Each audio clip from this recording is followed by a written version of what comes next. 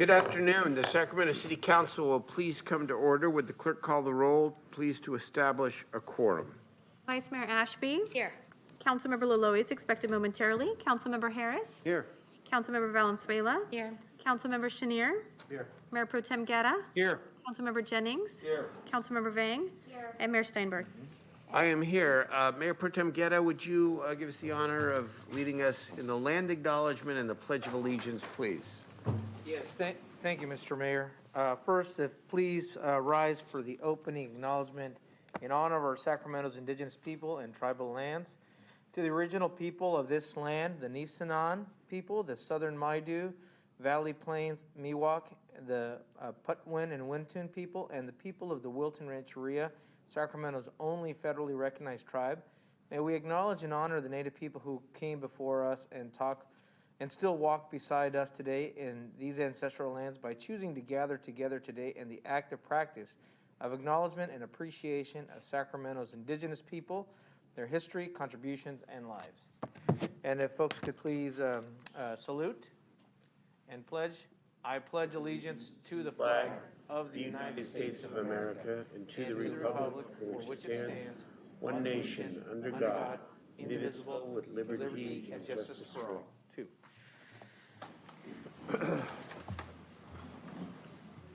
Well, good afternoon to everyone here. Welcome. We're going to begin tonight with two presentations. Without objection, the request of Councilmember Harris, let us begin with presentation number 2, the recognition of National Honey Month. You got it. Go. So, thank you, Mayor. I'm going to drop my mask a little bit here. It's pretty hard to speak with this thing on. You know, bees are very important to our economy in California and actually throughout the world. Bees pollinate 30% of the plants that feed us. If we didn't have honeybee pollination, our agricultural production would collapse worldwide. There would be food scarcity throughout the world. These little insects do an awful lot for us, and of course, one of the byproducts of their pollination efforts, they also gather nectar and make honey. You know, I would expect that probably everybody listening and in the audience has tasted honey at some point in their life, and some are probably very frequent users of it. I got my start in the work world, actually, I worked on a dairy farm when I was 17, and in that experience, a swarm of bees came and lit on a post, and the farmer was deathly afraid of them, so he called a local beekeeper, and I watched this beekeeper literally scoop these bees off the post with his bare hands and dump them in a beehive, and I was spellbound. So subsequent to that experience, I went to UC Davis, and I took all the bee biology classes that they have, bee genetics, artificial insemination of queen bees, bee husbandry, bee everything. And then I got into the beekeeping industry and pollinated crops throughout California for about 4 years. So it's been an integral part of my life for 50 years, and I can tell you it's been one of the most fascinating journeys to walk of all time. I still love the little critters, and I keep them in my backyard. And as a result, I get a lot of this stuff right here. So had a good crop of honey this year. I would say largely due to the fact that we didn't have wildfire smoke in the valley floor. And the temperatures actually during the honey gathering period, which is usually July, August around these parts, the temperatures were reasonably moderate. We didn't have the monster heat spells until after the honey was gathered. The U.S. Department of Agriculture feels that honey is such an important product that they have declared September as National Honey Month.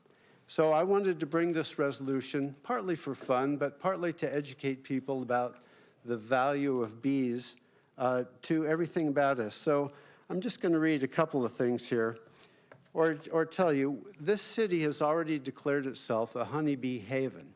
There was a movement a few years back because you may have heard about colony collapse disorder. Bees were dying unexpectedly and actually in huge numbers, just dying without a trace. They would leave the hive and never come back. There were no dead bee bodies to do an autopsy on and figure out what was killing them. And it was quite a mystery. And there were many, many theories that it was radio waves, that it was aliens, that it was a lot of things. It turns out that the science has kind of caught up with it. And it was really about a lot of bee biology. There are many pathogens that affect bees adversely, just like humans. You know, they get bacteria and virus, and they have little mites that get on their back and cause them great grief. And then there's always the threat of pesticides, which is very big and very real. But we are a honeybee haven, and in addition to that, we passed an ordinance banning neonicotinoid use from city property. Neonicotinoids are a class of pesticide that are residual in the soil and can kill bees for up to 3 years in a plant growing in that soil. If it's a flowering plant, the bee collects pollen and nectar from that plant.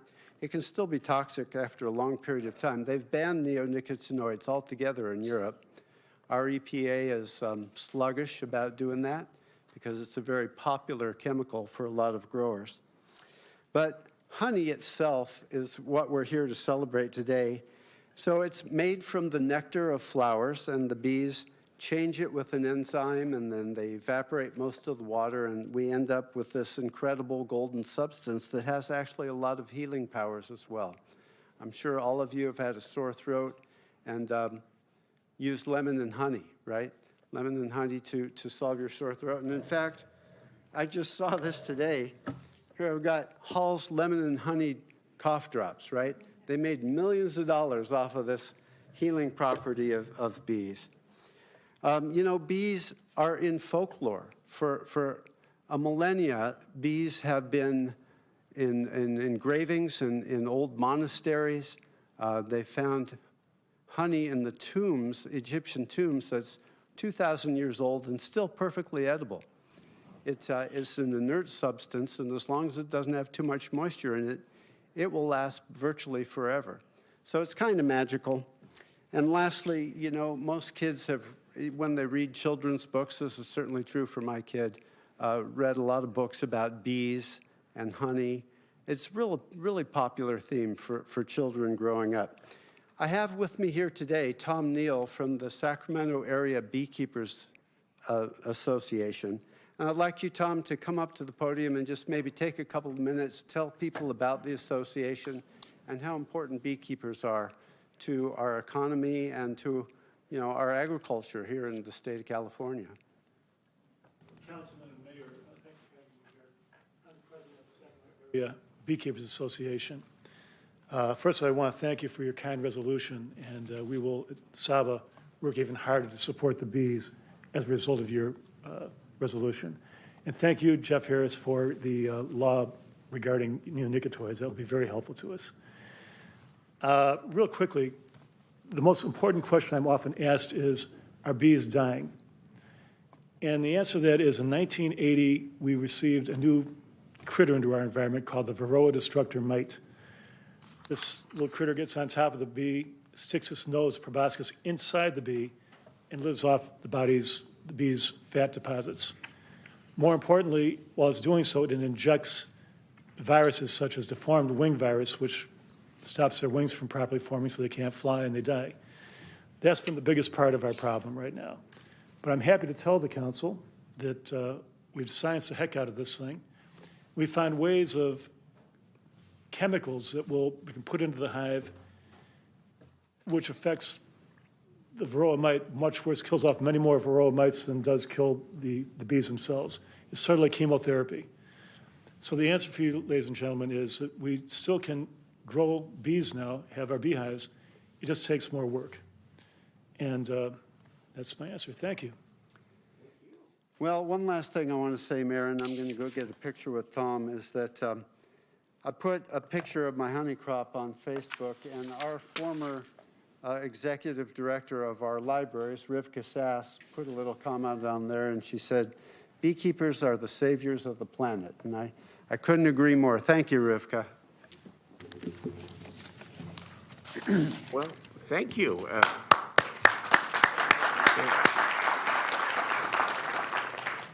The presentation did not sting. Thank you. Councilmember Harris. What? That was just.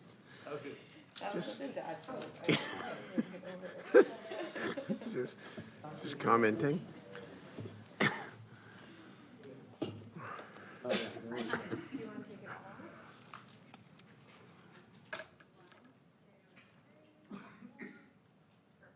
All right.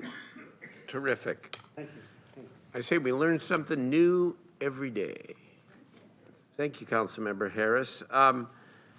The next presentation is recognizing the Community Development Department's Employee of the Year. And Tom, I'd like you to come on up and make the presentation. It's always important that we recognize our public employees, people who work so hard day in and day out for our city who often don't get recognition. And so take it away. Thank you, Mayor. Honorable Mayor and members of the council, I'm Tom Pace, your Director of Community Development. And it's my pleasure to introduce several of our Employees of the Year this evening from the Community Development Department.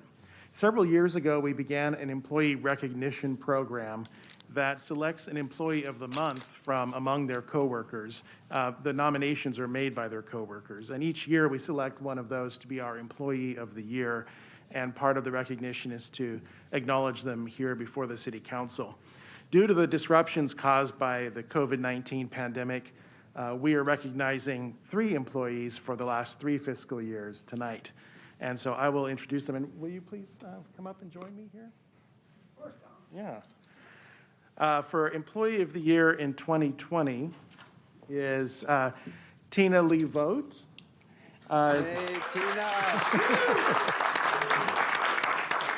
Tina is a program manager in the Code Enforcement Division, and she oversees the administrative processes for the Rental Housing Inspection Program and Code Compliance hearings, and supervises the Tenant Protection Program and Vacant Lot Program. And she also oversees the Entertainment Permit Program, which has allowed her to build great working relationships with other city departments and businesses in Sacramento. So, thank you. And for Employee of the Year in 2021, Anitra Bibbs.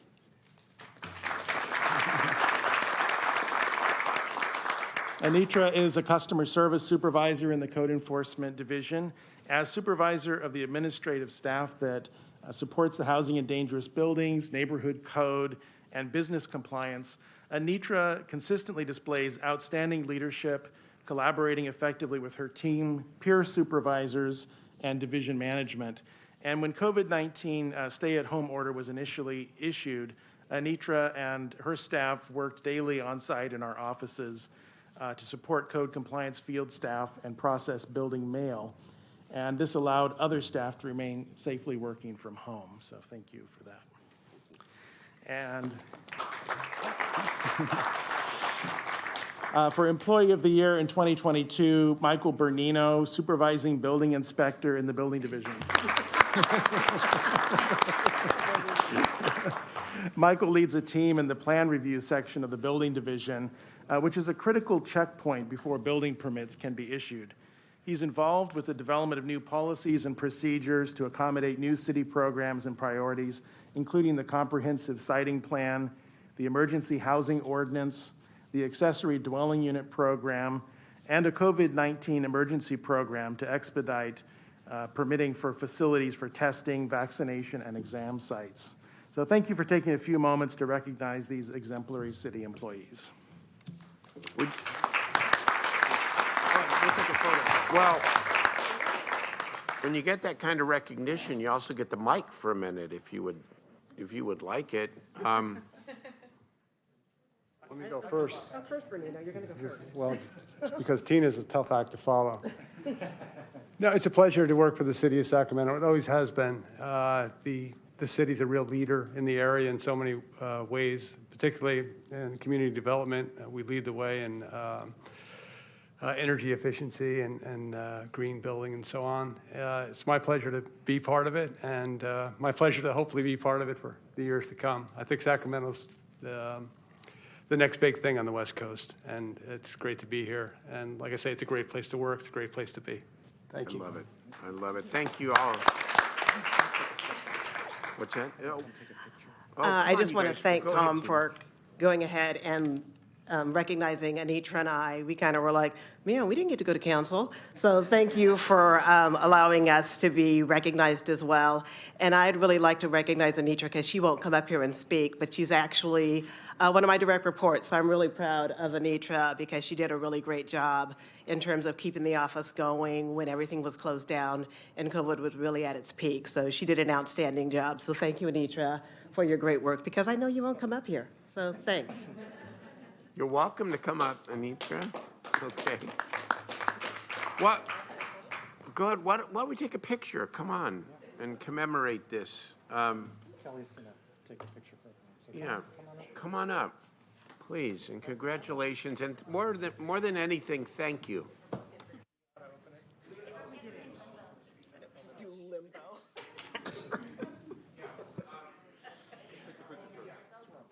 Let's take a picture first. Since we're already here. Yeah. Oh, yeah, of course.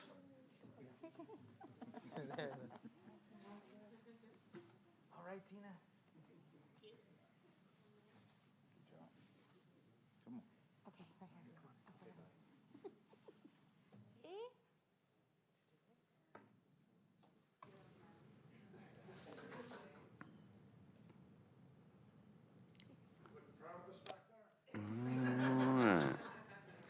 Beautiful. And I do have some colleagues that want to say a couple words to you here. Mayor Pro Tem Guerra, Councilmembers Chenier and Harris. Go ahead.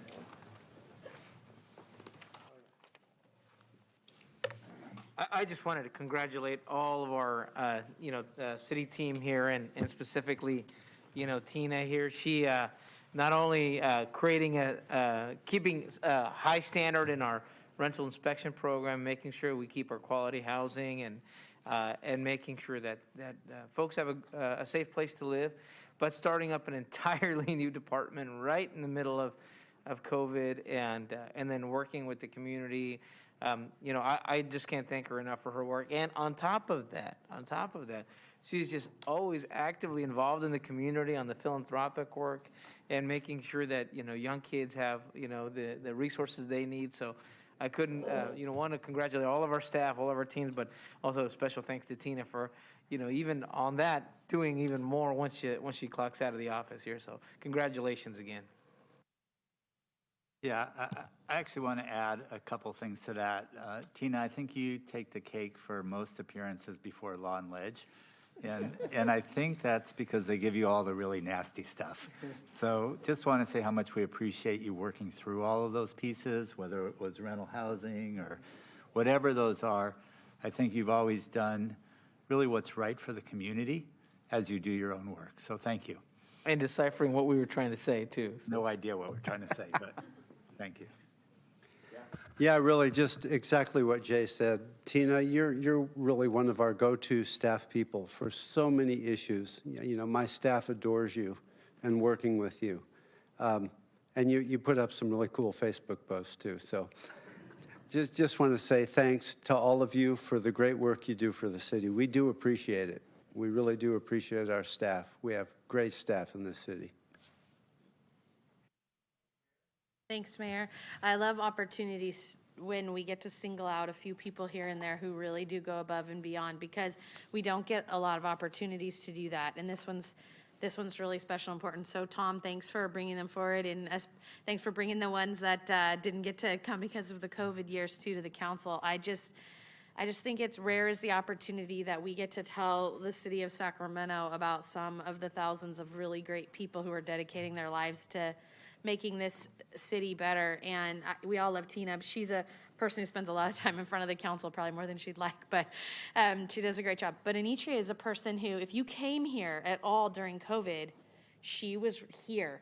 And, people who needed the city for any kind of reason and were really just struggling to find one of us, they came to City Hall.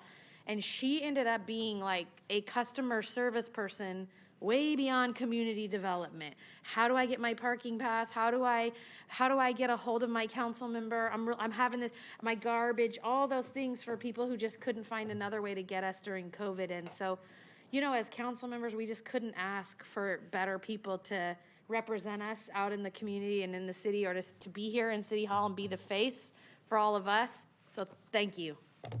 You make us look good. Thank you. Thank you. You know, and it's, there's so many of our public employees and city employees who do a great job in tough circumstances. And, you know, too often the public sector gets criticized and demeaned. I always think unfairly, serving the public. And to highlight 3 people tonight that are shining examples of that, I think it's a really important message. And so grateful to you. Grateful to all the city workforce that are keeping it together during some extraordinary times. All right. Very good, members. Let us get to the consent calendar. Are there items that the members, any member wants to take up separately, vote on separately, talk about separately? I'll move the consent calendar, Mr. Mayor. Okay. Moved in. I'm sorry, Councilmember Vang. Let me clear the. I got to clear this here. Sorry. Councilmember Vang, go ahead. Thanks, Mayor. Didn't want to pull the item, but just wanted to speak on it on item number 8. I just really wanted to take this time to thank LaShow and Christine for their hard work. I'm really excited about the expansion of our La Mancha project, which is a permanent supportive housing project in South Sacramento for our unhoused residents. The funding's going to go to upgrade and rehabilitate the building. It's going to add additional rooms, a community space, recreational area to really ensure that the La Mancha project is truly community-centered for our unhoused neighbors. So really just wanted to give a shout out to SHRA and Christine just for their heart and their hustle. So thank you so much, and I see you out there sitting there, and thank you so much, Christine, for your hard work on this project. That's great. Thank you so much. So you want to include number 8, of course, in the consent. Absolutely. That's fine. So it's been moved and seconded. Is there any other member, Vice Mayor? Go ahead. Right after we take the vote. After we take the vote. Okay, so let's take public testimony on the consent calendar. How many? I have 1 speaker on the consent calendar, Mac Worthy.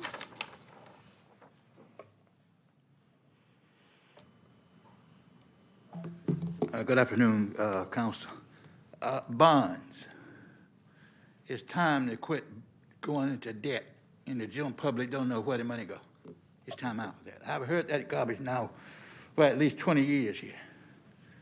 People wake up. There is a way that the community, you got over 500,000 people in this city. I would say 300,000 of those people owns a house. You could bring a broker in. I learned this under a mastermind, Bill Berger, Commonwealth. They come in here and show you, instead of buying the bonds out there, the public can get a return on that money. Buy a project. Tell us what the project going to worth, and you put the equity together. Don't cost the tax homeowners nothing until the project is finished. What's left over, that's their money. But we find out no government has never built a city. And why you refuse to let people know bonds are garbage? We want to identify who you're going to choose, and we want to show the people who their money going to that doesn't even live in this country. A lot of them don't live in this country. These people here in Sacramento does not have the finance to buy a bond and pay off 9 years later. Let's wake up, people. Wake up. Now is the time for the private sector to get involved here. If the private sector don't get involved, this will be a welfare city. Thank you. I have no more speakers. All right, since we have no members virtual, I can say, all those in favor of the consent calendar, please say aye. Aye. Opposed? Abstained. That is the way we used to do it. Thank you. All right. I forgot. That passes 9-0. That's the consent calendar. Mayor, if I could? Oh, yes, Vice Mayor, sorry. Yep. Mayor, in the back of the room, I see our brand-new fire chief, Chris Customary? who has not properly been introduced at a city council meeting as our new chief. So I'm thinking, no time like the present, Mayor. Come on. He turned bright Customagna, red, come on Angela. up.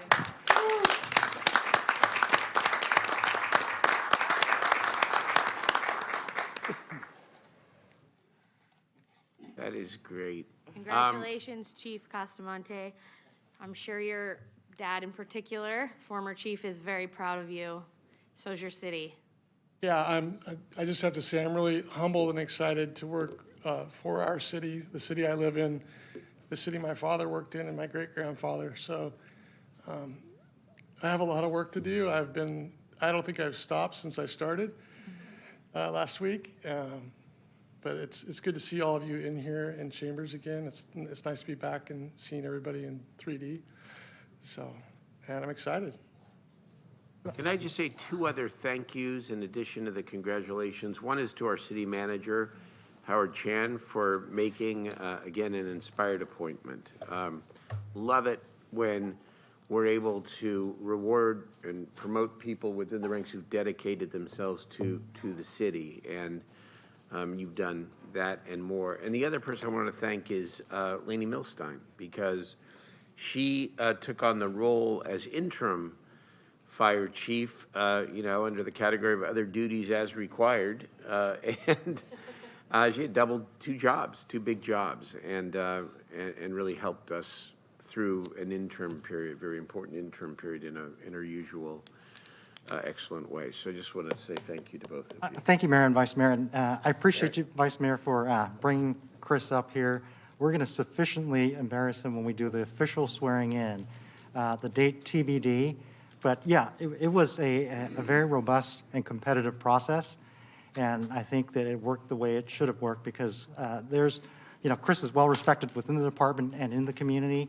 He mentions that he has this history with Sacramento that's second to none. So I'm looking forward to working with Chris, and he's going to help lead our department, continue to make progress and move the department forward.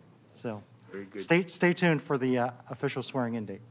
Look forward to that. Mayor Pro Tem Guerra. I was just going to say congratulations again, Chief, because, and I wanted to, since I started on the council, he was very proactive in connecting directly with constituents.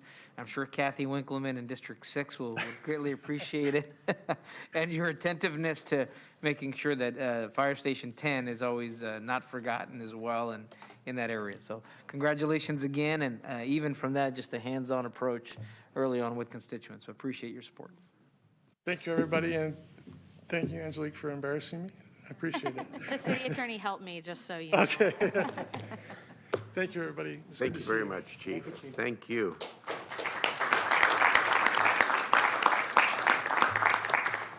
Anyone else like to be embarrassed tonight?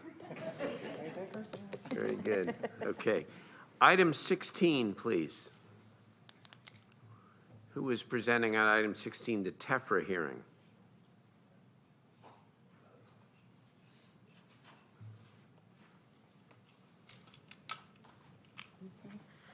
Good evening, Mayor and council members. My name is Claudia Lara, and I'm a debt analyst in the City Treasurer's Office. It's hard to hear, I'm sorry.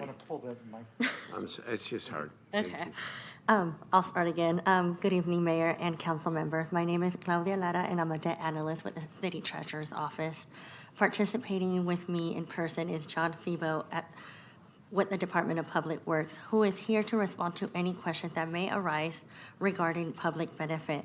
In addition, participating through Zoom are Anthony Stubbs with California Municipal Finance Authority, known as CMFA, and Angel Diaz with USA Waste of California, Inc., most commonly known as Waste Management. Both Anthony and Angel are available after my brief remarks to respond to any questions that may arise regarding the tax-exempt financing and any project details. This evening, we ask that a public hearing be conducted on behalf of U.S. Waste in pursuant to the Tax Equity and Fiscal Responsibility Act of 1982, known as TEFRA of the Internal Revenue Code. U.S. Waste proposes to obtain a tax-exempt financing in the amount not to exceed of $355 million. Only a portion of that amount, an amount not to exceed $35 million, is associated with the project within the boundary of the city of Sacramento, located at 8491 Fruit Ridge Road, for improvements to existing collection and transfer station facilities. The remainder of the bonds will be used to finance solid waste facilities and improvements located in the jurisdiction of other public agencies in California. CMFA, a joint powers of authority of which City of Sacramento is a member of, will be the issuer of tax-exempt debt for the benefit of USA Waste.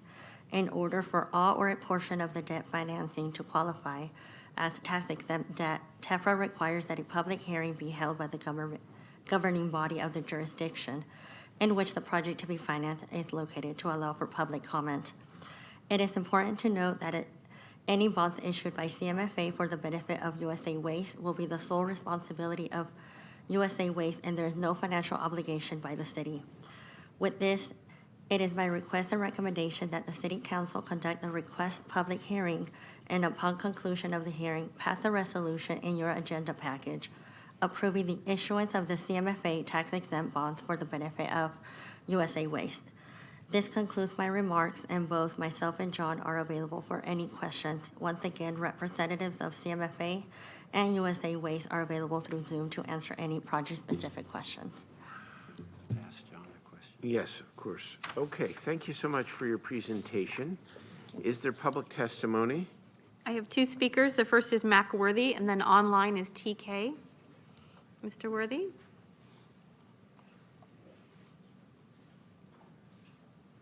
Where is the transparency of the public of the city? Where are they? Here is what you should be talking about. Here is what you be telling people, come and voice your opinion. Solid waste garbage was in the River City Bank building when I was cleaning that for the Kimball family. People, it's ridiculous. The bond, will this give any new jobs? Ain't nothing saying it's going to make new jobs, but you continue want bonds. Those bonds does not make new jobs. You're spending bonds on something that you have the opportunity to spread a dollar here and spread a dollar there. You come up with not a damn thing. If you're going to go economics, free enterprise, go the way that I was taught. I operated my business here for almost 50 years and never begged nobody for a dime. Where is the other folks, and especially people looks like me? We had a black mayor, 3 city councilors. Where are they? Because you have pimped them and they're ignorant and can't come here and talk about finance. They can't talk about finance. I'm the only Negro in this town can come to this table and talk about finance and will challenge you of facts of finance.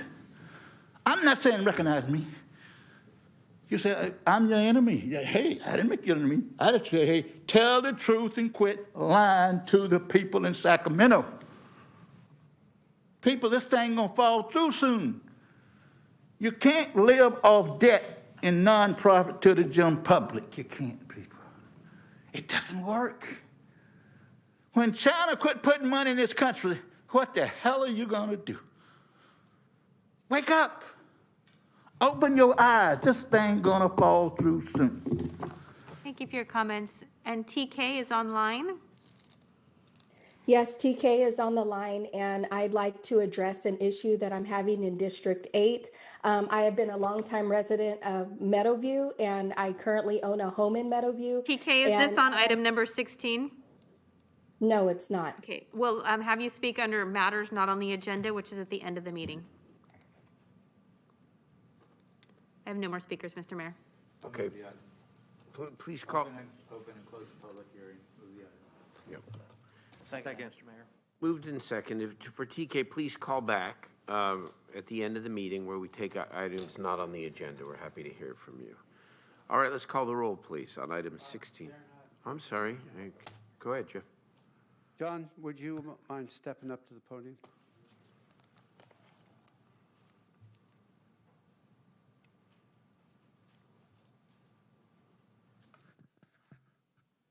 Mr. John Feba, one of our prized employees. Good evening. So, John, you know, we've talked about solid waste in this project for many years. The issuance of these bonds, I just want to make it real clear, the city is incurring no liability, no cost, no debt, correct? That would be more of a finance-related question. I'm mostly here to speak to the actual project and the improvements, if you want to hear about that. Yeah, go ahead. So to answer your question, that's correct. Okay, I wanted to make that clear, that the city is not incurring debt, the taxpayers are not incurring debt here. Correct. Thank you for that clarification. And John, as far as the project goes, this is an expansion of the operation on Fruit Ridge? So it's the reconfiguring of the recycling, sorting, and characterization lines. Some of the things that are happening are the fiber screens are old, will be replaced. We'll capture more paper as a result of that, the smaller things that slip through. Increasing the optical sorting, so a lot more automated sorting. Right now, there's only 2 optical sorters in the entire process, and it'll increase up to 13. A lot more plastics recovery. We'll be getting separating actually number 5, polypropylene, and plastics 3 through 7, and film plastics. So our recycling rates will go up significantly. That's really great information. Thank you for clarifying that. So we get a lot of benefit, no cost, no liability, no issues for the city. Correct. Thank you. Thank you, John. Good to see you. That's it, Mayor. All right. Mayor Pro Tem? No, John stated it pretty clearly. You know, the project is here in District 6, and I think a lot of our infrastructure, including like this, is in much needed upgrades. So thank you, Mr. Mayor. Very good. We have a motion and a second to open and close the public hearing and an affirmative vote on the resolution. Please call the roll. Thank you. Vice Mayor Ashby? Oh, can I do the other way? Oh, I like it. All in favor, please say aye. Aye. Opposed? Abstain? That passes 9-0. We're used to that. Okay, let's go to the discussion calendar. Item 17, this is approval of salary for the city treasurer and adjustment to citywide salary schedule. Who's presenting on this one?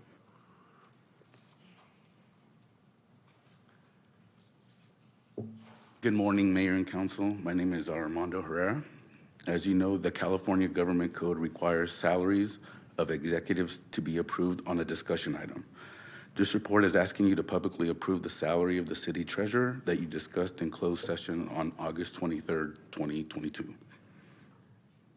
Thank you. And it's appropriate that we do discuss this in public. Our city treasurer is doing an outstanding job, and strongly recommend approval of this item. Is there a motion or a second? Okay.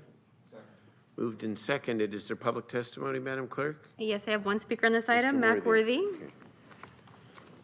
And that was a motion by Councilmember Guerra and a second by Jennings. Okay. Is there a limit? It's good that this panel is not under oath when you say things about finance because you are lying. People, how can you continue to raise the salary and these people out here living on the street? What are you doing? I don't see nothing extra. We knew the guy was the treasurer when I was here. When does the charter meet that we can ask the treasurer some questions? These are the things that we talk about. Can we meet and ask the treasurer some of the questions of some of the investments here? Free enterprise. Free enterprise. Oh, the state law said this. The state law and state laws ain't. But sanctuary states gonna catch hell here soon. And I'm subject to be the only one in the city go back and touch bases to what I saw go through that this city bought out when they fell through. Use the taxpayers' dollar. All commercial and Bank of America paid the free enterprise, and the people have been catching hell ever since. You ain't increasing no salary. People, the average person here working for the city is a disgrace. I know when the city wasn't even taking Social Security out on their people. I know when husband and wife couldn't even work for the city of Sacramento. But yet still, you go socialist, and people is pitiful. Where is my people to speak up? Where is the Black Chamber of Commerce? Where is the Black Lives Matter? They've been paid off. Where's the church that stand up here that you vote? Where in the hell are they? They hide. Can't hide no more, people. COVID-19 will catch you. Somebody gonna talk. Where's the people that sit here and say that the salary, but yet still, you got a nonprofit organization here and a nonprofit organization that's up in crime. I'm not a butterfly, so you can't. Thank you for your comments. Your time is complete. I'm not a butterfly, Will you make your final so comment, you please? can't pimp me and I hope others wake up. Thank you for your comments. I'm going to note, Madam Clerk, just for it's clear to the council and members of the public, the council rules are a member of the public can speak on 4 items in a given agenda, no more, 4. It's so, let's call the roll on the item, please. Vice Mayor Ashby? Item 17, correct? Item 17, correct. Abstain. Councilmember Laloe? Aye. Councilmember Harris? Aye. Councilmember Valenzuela? Yes. Councilmember Chenier? Aye. Mayor Pro Tem Guerra? Aye. Councilmember Jennings? Yes. Councilmember Vang? Yes. And Mayor Steinberg. Yes. All right, that measure passes. Thank you. We now get to item 18. And I'm the official presenter here, but we're joined by Mr. Mayor? Yes, you have to declare. Go ahead, Yeah, Councilmember. Mr. Mayor, out of the advice and counsel of our city attorney, I'm going to recuse myself from this conversation and from this item. And an abundance of caution. That have an abundance. And an abundance of caution. Yes. Thank you. I was like, I forgot. Councilmember, that's because you serve on, as a board member on the. That's correct. Okay, thank you. Exactly, thank you. Yeah, on the CMC. Okay. Members of the public, I'm listed as the presenter on this item, and I'm proud to be so listed. You are going to hear a comprehensive presentation from Arlen Orchard, the former general manager of the Sacramento Municipal Utilities District and now the chair of the California Mobility Center Board of Directors, and joined by Paul Lau, who is the current standing general manager of SMUD, as well as a number of other community leaders. I want to just begin by sort of stating the context for tonight's discussion and what is actually before us. First of all, I hope that though this is a single public hearing on a relatively quiet Tuesday night in September of 2022, that we will look back on this night and this item 10 and 20 and 30 years from now in our city and say that this was another turning point to build a stronger, more inclusive, climate-friendly economy in the capital city of California, Sacramento. And I believe that we'll look back upon this in exactly that way. How did we get here? As you know, and this is not the place to campaign or politic in any way, because this is a public hearing, and so everyone has their own perspective on any of the ballot measures, and that's fine. But just the history. The proponents of Measure A, which is the half-cent sales tax measure slated for the county ballot, put together a citizens initiative that includes $8.5 billion of public investment in various transportation-related initiatives. Within the initiative itself, there is $20 million set aside for the idea of building the California Mobility Center. The initiative itself was again controversial in that, as drafted, it did not include an appropriate role for SACOG as the regional climate agency to be able to assess the climate impacts of any projects and to define the appropriate mitigation for those projects. I got engaged in my role as mayor with the proponents as well as some of the prospective opponents over the course of several months to see if we could negotiate a fix to the climate problem. And we did. And it is encompassed within a memorandum of understanding between the Sacramento Transportation Authority and the Sacramento Area Council of Governments. It authorizes SACOG to be the evaluator and arbiter of the climate impacts of roadway projects and also to define the necessary mitigation of those projects are to be funded.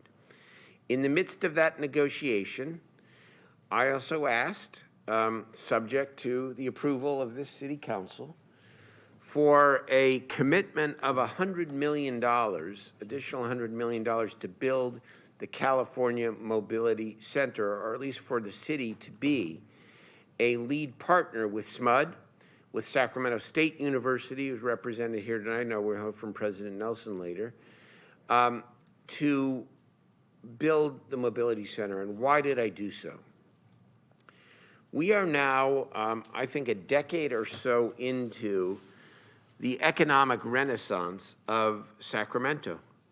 It was about a decade or so ago when I think we came to a collective community consensus that while we are very proud of our status as a capital city and as the center of public service, that having a government-based economy alone is no longer enough if we are going to grow a modern, inclusive economy. It's not enough for the young people, especially in our disadvantaged neighborhoods, who have every right to dream of a high-wage career in the city of Sacramento.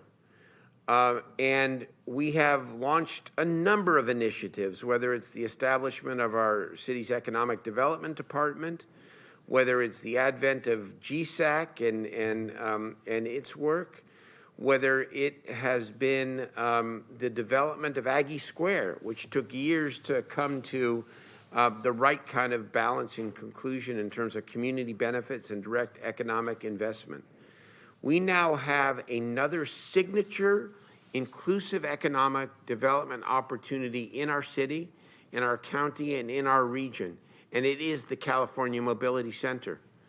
Because we either get ahead of the research, development, and entrepreneurship around clean energy and the changing climate, or we watch other cities and other states take the lead and reap the job benefits and the industry benefits and the climate benefits of doing so. And so we have an opportunity here to continue to grow and diversify our economy. Now, what is before us tonight? It is not a final vote or a final decision on anything. It is a statement of intent. And it's a strong statement of intent that says that as a city, we are going to work closely together with the CMC Board of Directors, with our other regional partners to try to come up with $100 million out of the Transportation Initiative. And the resolution states to give us, the city manager and the city council, time to look even outside of the initiative to try and make this investment. It's only after the November election, because the voters have not weighed in yet, obviously, but if they weigh in affirmatively for Measure A, after that, we will come back and finalize an agreement with the CMC to make the city a lead partner, not giving away money to anybody, but to be lead partners with the other key stakeholders who are represented here tonight.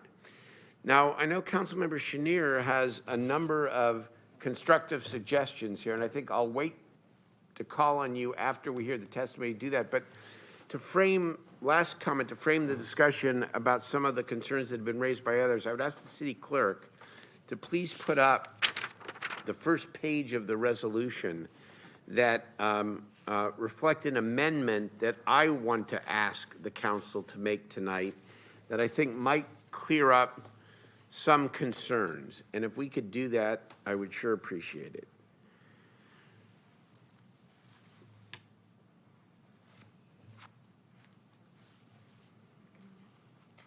Hold on, take a minute.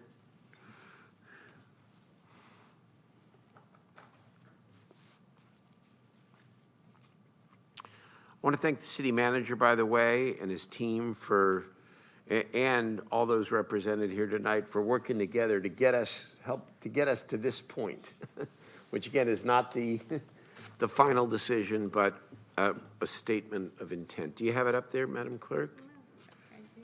Okay.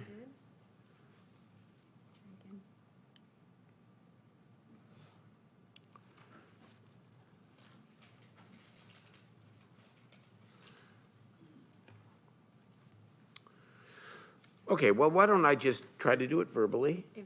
It's up there now. Okay, very good. So the resolution in your packet that was distributed to the public said that currently, or says that currently the preferred source of funding for the CMC is from funds that the city will receive from the measure.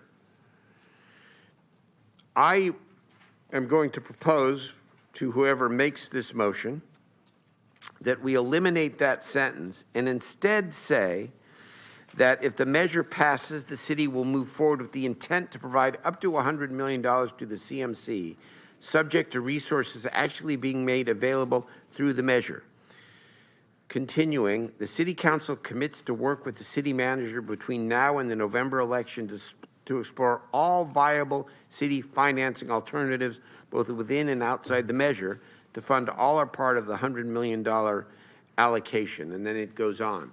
So in other words, the resolution would not state a preference for whether or not any or all part of the money would come out of the city's allocation or instead come out of the broader climate allocation that was also part of the negotiated settlement that I helped lead several months ago. Just to tell you what that is factually, that when we made the settlement, the Sacramento Transportation Authority re-estimated and re-evaluated the amount of money that the measure would potentially generate over $40 million, over 40 years, and determined that there would be an additional $400 to $500 million in the measure over those 40 years. And so the settlement then designates that additional money for the entire county for climate mitigation. And so that's every bit a good and great possibility for the California Mobility Center to be able to use that countywide pot. But the resolution doesn't negate any option, and it doesn't specify or prefer an option. And in listening to colleagues and others in the community, I think going into this with a commitment, but an open mind to figure out how to do it is very, very important. So that's that is the change that I want to suggest. And then Councilmember Chenier, I know, we'll have some others. Mr. Orchard, why don't you come up and tell us why this is so compelling to you and to the other leaders who have been part of this effort. Well, thank you, Mr. Mayor, members of the council. Good evening. I'm Arlen Orchard, the chair of the California Mobility Center Board of Directors. And on behalf of the CMC board and staff, I really appreciate the opportunity to appear before you this evening to talk about the historic opportunity, or at least the first historic step, to propel Sacramento forward to a clean transportation economy, which benefits all of our communities, including those neighborhoods which have historically been left behind. From the CMC, I want to introduce Mike Bell. There, thank you. He's an adjunct engineering professor at Sacramento State and the director of workforce development at the CMC. And Mike will be here to answer your specific questions if you have any around the workforce development program. So thank you, Mayor Steinberg, for your leadership in spearheading the funding proposal before the City Council this evening. We wouldn't be here without your belief in the CMC's mission. I want to thank Mayor Pro Tem Guerra, although he's not in the room, who's been a champion of the CMC even before it was launched. And I also want to recognize City Manager Howard Chan for our open and frank discussions about the CMC over the last couple of months. So I'm going to start with a short 30-second video clip to help introduce the CMC, and your IT staff is kind enough to run that for us.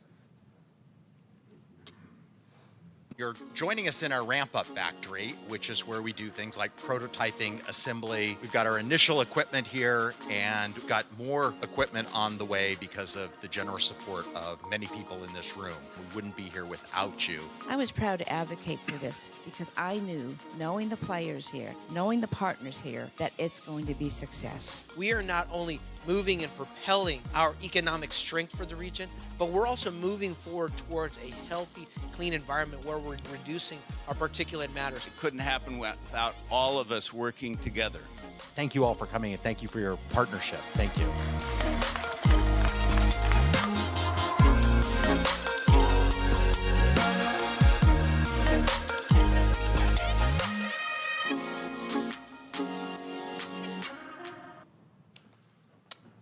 Back to the slides. There we go. Skip past that one. Thank you. So, created by SMUD, Sacramento State, UC Davis, and GSAC, the CMC is designed to drive innovation and accelerate the commercialization of new clean mobility technologies and solutions, while at the same time ensuring we help create a diverse workforce for clean mobility careers in this exciting burgeoning industry. The CMC's mission is aligned to support the city's most important climate change and equity goals. Through our partnership, the CMC will help diversify our economy and serve as a catalyst to attract both existing and new clean transportation-related companies to our region. Through our ramp-up factory and innovative partnership strategies, we are positioning Sacramento as a visible leader in the development and deployment of new clean mobility solutions, and of critical importance, we will help meet the city's, the region's, and the state's carbon reduction goals. And finally, through collaboration and innovative design, we're providing a viable career development pathway to sustainable high-road jobs in the clean mobility and advanced manufacturing sectors, with a special focus on youth and residents of our underserved communities. We must ensure that the clean mobility revolution we all believe so passionately in doesn't leave our most vulnerable neighborhoods behind. It must be instead a story of opportunity and hope. The CMC has already secured more than $40 million of committed investment. For example, SMUD, Sacramento State, and UC Davis have together committed $35 million of assistance to support the CMC's mission. We're here tonight to ask the city to make a significant investment in the CMC, or at least take an first important step in that journey. The investment will enable the city to advance its core goals of carbon reduction, inclusive economic development, workforce training, and job creation. Importantly, the city's investment will serve as a foundation to attract significant new private, state, and federal funding into Sacramento. The pie chart on the slide demonstrates the proposed breakdown of the city's investment. $65 million towards the CMC Innovation Center, $15 million to expand the equipment in the ramp-up factory, $5 million to support technical workforce development programs, and $15 million for a climate innovation deployment fund, and I'll touch on each of those in subsequent slides.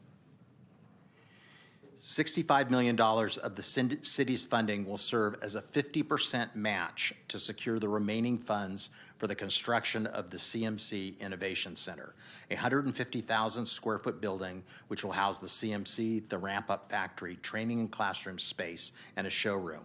The estimated cost of the facility is $130 million. The CMC Center will be part of Sacramento State's Innovation Hub on Ramona Avenue and is located in a Promise Zone. I know that President Nelson will speak more to the importance of this facility in his comments tonight. Clean mobility and technology workforce development with a focus on equity has been at the core of the CMC's mission since day one.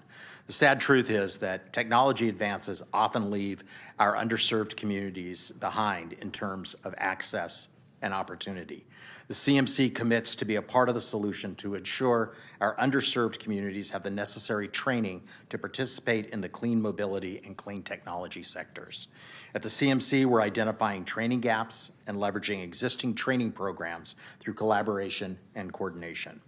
We've partnered with Sacramento State, UC Davis, Los Rios Community Colleges, SMUD's Sustainable Communities Program, and local CBOs such as Asian Resources, La Familia, the Urban League, and Charles A. Jones Center, the Sacramento Valley Manufacturers Association, and Highlands Academy on a comprehensive approach to workforce development.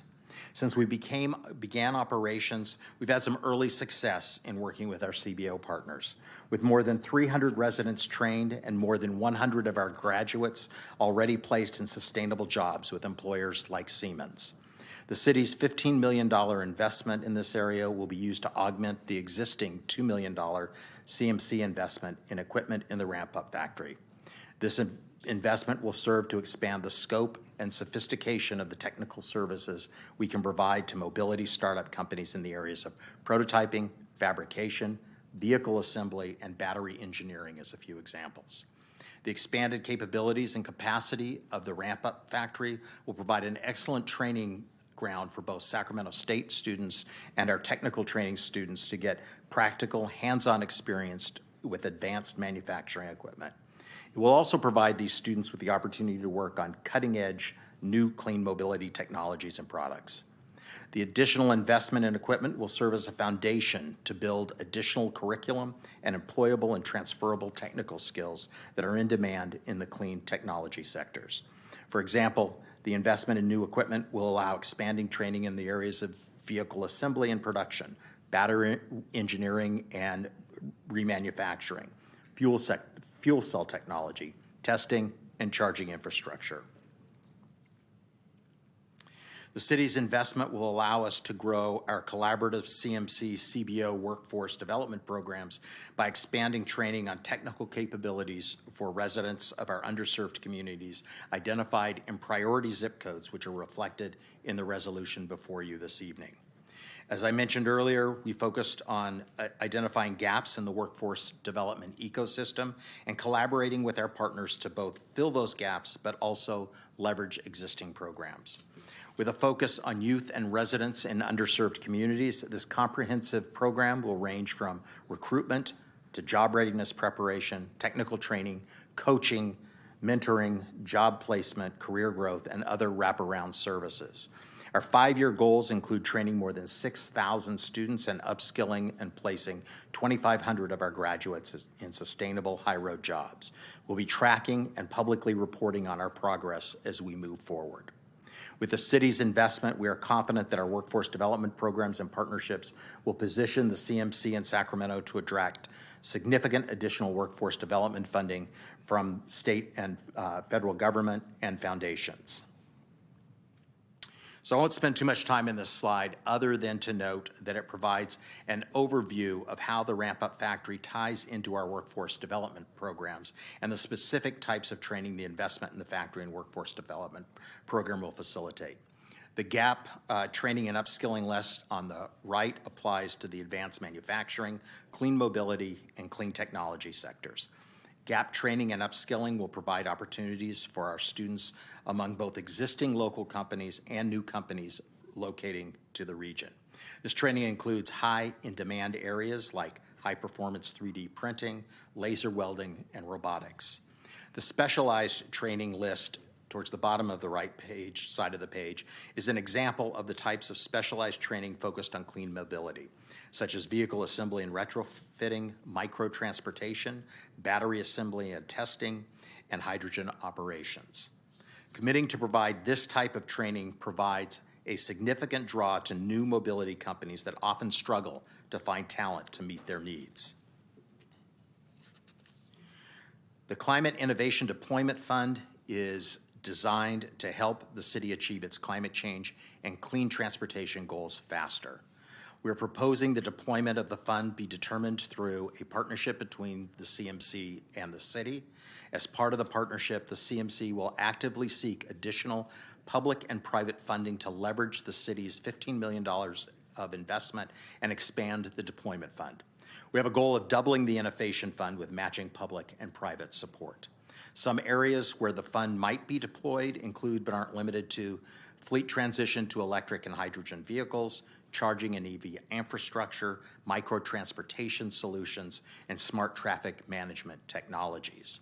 Where possible, we would look to provide deployment solutions through client companies working with the CMC, which would have the added benefit of elevating the city's profile as a place where local government embraces, demonstrates, and deploys innovative clean mobility solutions. We already have a good track record with a successful solution-oriented deployment through one of our client companies, Zeus Electric Chassis, Inc.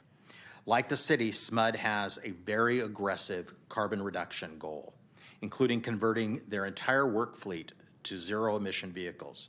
SMUD agreed to purchase and deploy Zeus's first electric vocational trucks to use for utility operations out in the field. From a carbon standpoint, the deployment of these 5 vehicles alone is the equivalent of permanently removing 235 passenger vehicles off the road.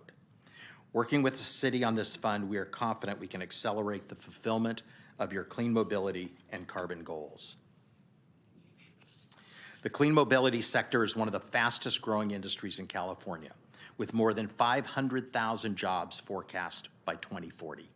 For 2022, electric vehicle sales are expected to increase 65% over sales in 2021. And global sales of electric vehicles are expected to reach 33% of all vehicles sold by 2028. But it is much more than just electric vehicles. It includes microtransportation technologies and smart, safe, and efficient transportation management solutions. Clearly, we're on the brink of a fundamental transformation in the world of transportation. The city's investment will position Sacramento as a major early mover in the clean mobility space. This powerful partnership will define Sacramento's brand as a technology leader for years to come and place the city at the forefront of the clean mobility revolution. The city's investment provides an operational framework to help address the city's pressing goals in inclusive economic development, equity-focused workforce training and job placement, and climate mitigation. This partnership creates a mechanism and a vision to leverage city dollars with private and public funding to create larger positive impacts for the city and its residents.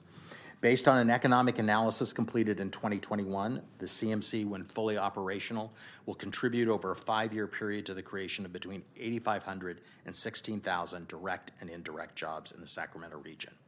Based on the job creation calculated in the economic study, the city's investment in the CMC will generate a $166 million return on investment in current dollars. We live in a time where our community faces significant challenges to diversify our economy, create sustainable job opportunities for our residents, address long-standing issues around equity, and tackle climate change. These challenging times call for bold, visionary action, which positions our region for the future. The city's investment in the CMC represents bold, future-focused leadership, which can change the trajectory of our region, position Sacramento as a national and global leader in clean mobility, and ensure that this transformation benefits all of our residents with a special focus on our underserved communities. I respectfully ask the City Council to vote in support of the investment and the future of Sacramento. And I'm going to close with a short video presenting 2 of our students who spoke at a press event with Congresswoman Matsui earlier this year. The words of these 2 remarkable young women speak for themselves. Thank you.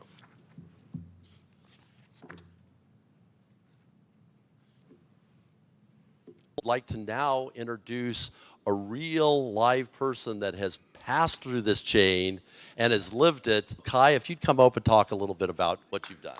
Thank you, Kai. Coming to CMC, I actually, Sac State, they were the liaison for my pathway to CMC. And CMC taught me a lot about machinery, more than what I thought I knew.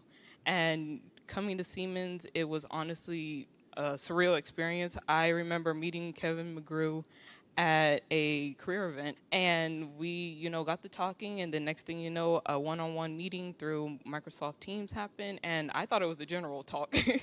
So when I got offered a position at Siemens within the following few weeks, I was just like, oh, okay. And it honestly took me back because I waited a couple hours to accept the position. Not that I wasn't thankful, but it was just so surreal to me because coming from Stockton, California, and not having much and being in this position, it just took me back.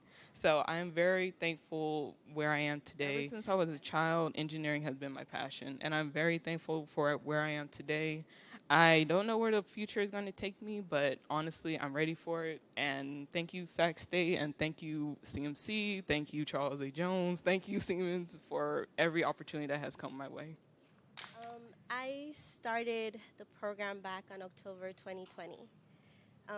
It was a very tough time for me. I had no job, no daycare, no car. I had no way to make an income. I was dependent on the government aid. And at one point, I reached out to La Familia for diapers. And I'm happy because not only did they provide the diapers, but They also provided me an opportunity to participate in their career training program. I did the online courses at home, and I was able to obtain a certification in manufacturing, an OSHA certification, and a forklift operation certification. I also have been working here at the CMC facility doing the trainings, and through Dion, I was able to get my current position at Siemens as the locomotive field management. And at Siemens, I basically act as a liaison between the departments inside Siemens. I'm learning, and I'm really passionate, and I'm inspired by them. Thank you. I think we've just had two incredible examples of why we're all here today and what we can accomplish when we come together as a community. So thank you. That concludes my presentation, and Mike and I are happy to answer any questions that you might have. All right, I know that, first of all, it's an excellent presentation. I know there'll be questions from my colleagues, but let us hear from members of the public here, including some of the, maybe critics. That would be fine too.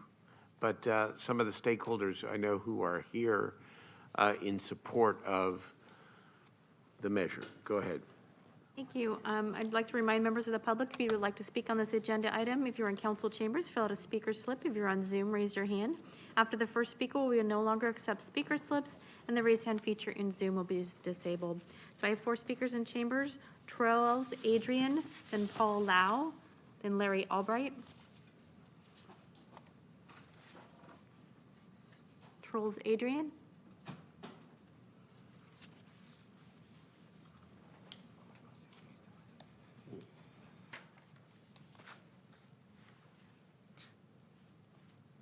Good evening, Honorable Mayor, members of the council. My name is Charles Adrian, and I'm the Vice President of Business Development for the Greater Sacramento Economic Council, and I'm here to support this item for the following 3 reasons. First, the California Mobility Center is a catalyst to creating living wage jobs for people from historically marginalized populations throughout the region. Greater Sacramento is one of the most diverse places in the country, so our region's success depends on our ability to build a truly inclusive economy. Our colleges are engines of social mobility, and so by pairing them with the community and workforce partnerships forged at the CMC, we can work towards the goal that all residents of this region have an opportunity to find living wage jobs and professions of the future. Second, the CMC supports Sacramento's ability to implement its climate action and adaptation plan. 2 of the 3 largest items in terms of greenhouse gas emission reductions in the CAAP are SMUD's zero carbon pledge and the goal to increase zero emission vehicle adoption to 28% and beyond within a decade in the city. As we decarbonize our economy, the CMC will directly contribute to both objectives by connecting the city and SMUD with the private sector and facilitating cross-sector partnerships to pilot and scale new technologies. Third, the CMC opens Greater Sacramento's door to the global innovation economy. In today's world, innovation requires global reach and connectivity. By bringing global innovators to the CMC, we increase the region's competitiveness and help local companies grow and expand as they tap into these new networks that are created at the Mobility Center. This is already happening. In the last 6 months alone, 2 GSEC-assisted companies from the UK and Italy have partnered with the CMC on their US expansion, with more to come. In summary, the CMC represents that rarest of opportunities, a transformative triple bottom line project. Good for inclusion, good for the climate, good for the economy. I hope you will support it. Thank you for your time. Thank you for your comments. Next speaker is Paul Lau, then Larry Albright. Good evening, Mayor Steinberg and member of the City Council. I'm Paul Lau. I'm the CEO and General Manager of SMUD. So SMUD supports the proposal before you this evening. We are founding members, I've heard earlier, investing $15 million into this effort, along with Sac State, EC Davis, and the city.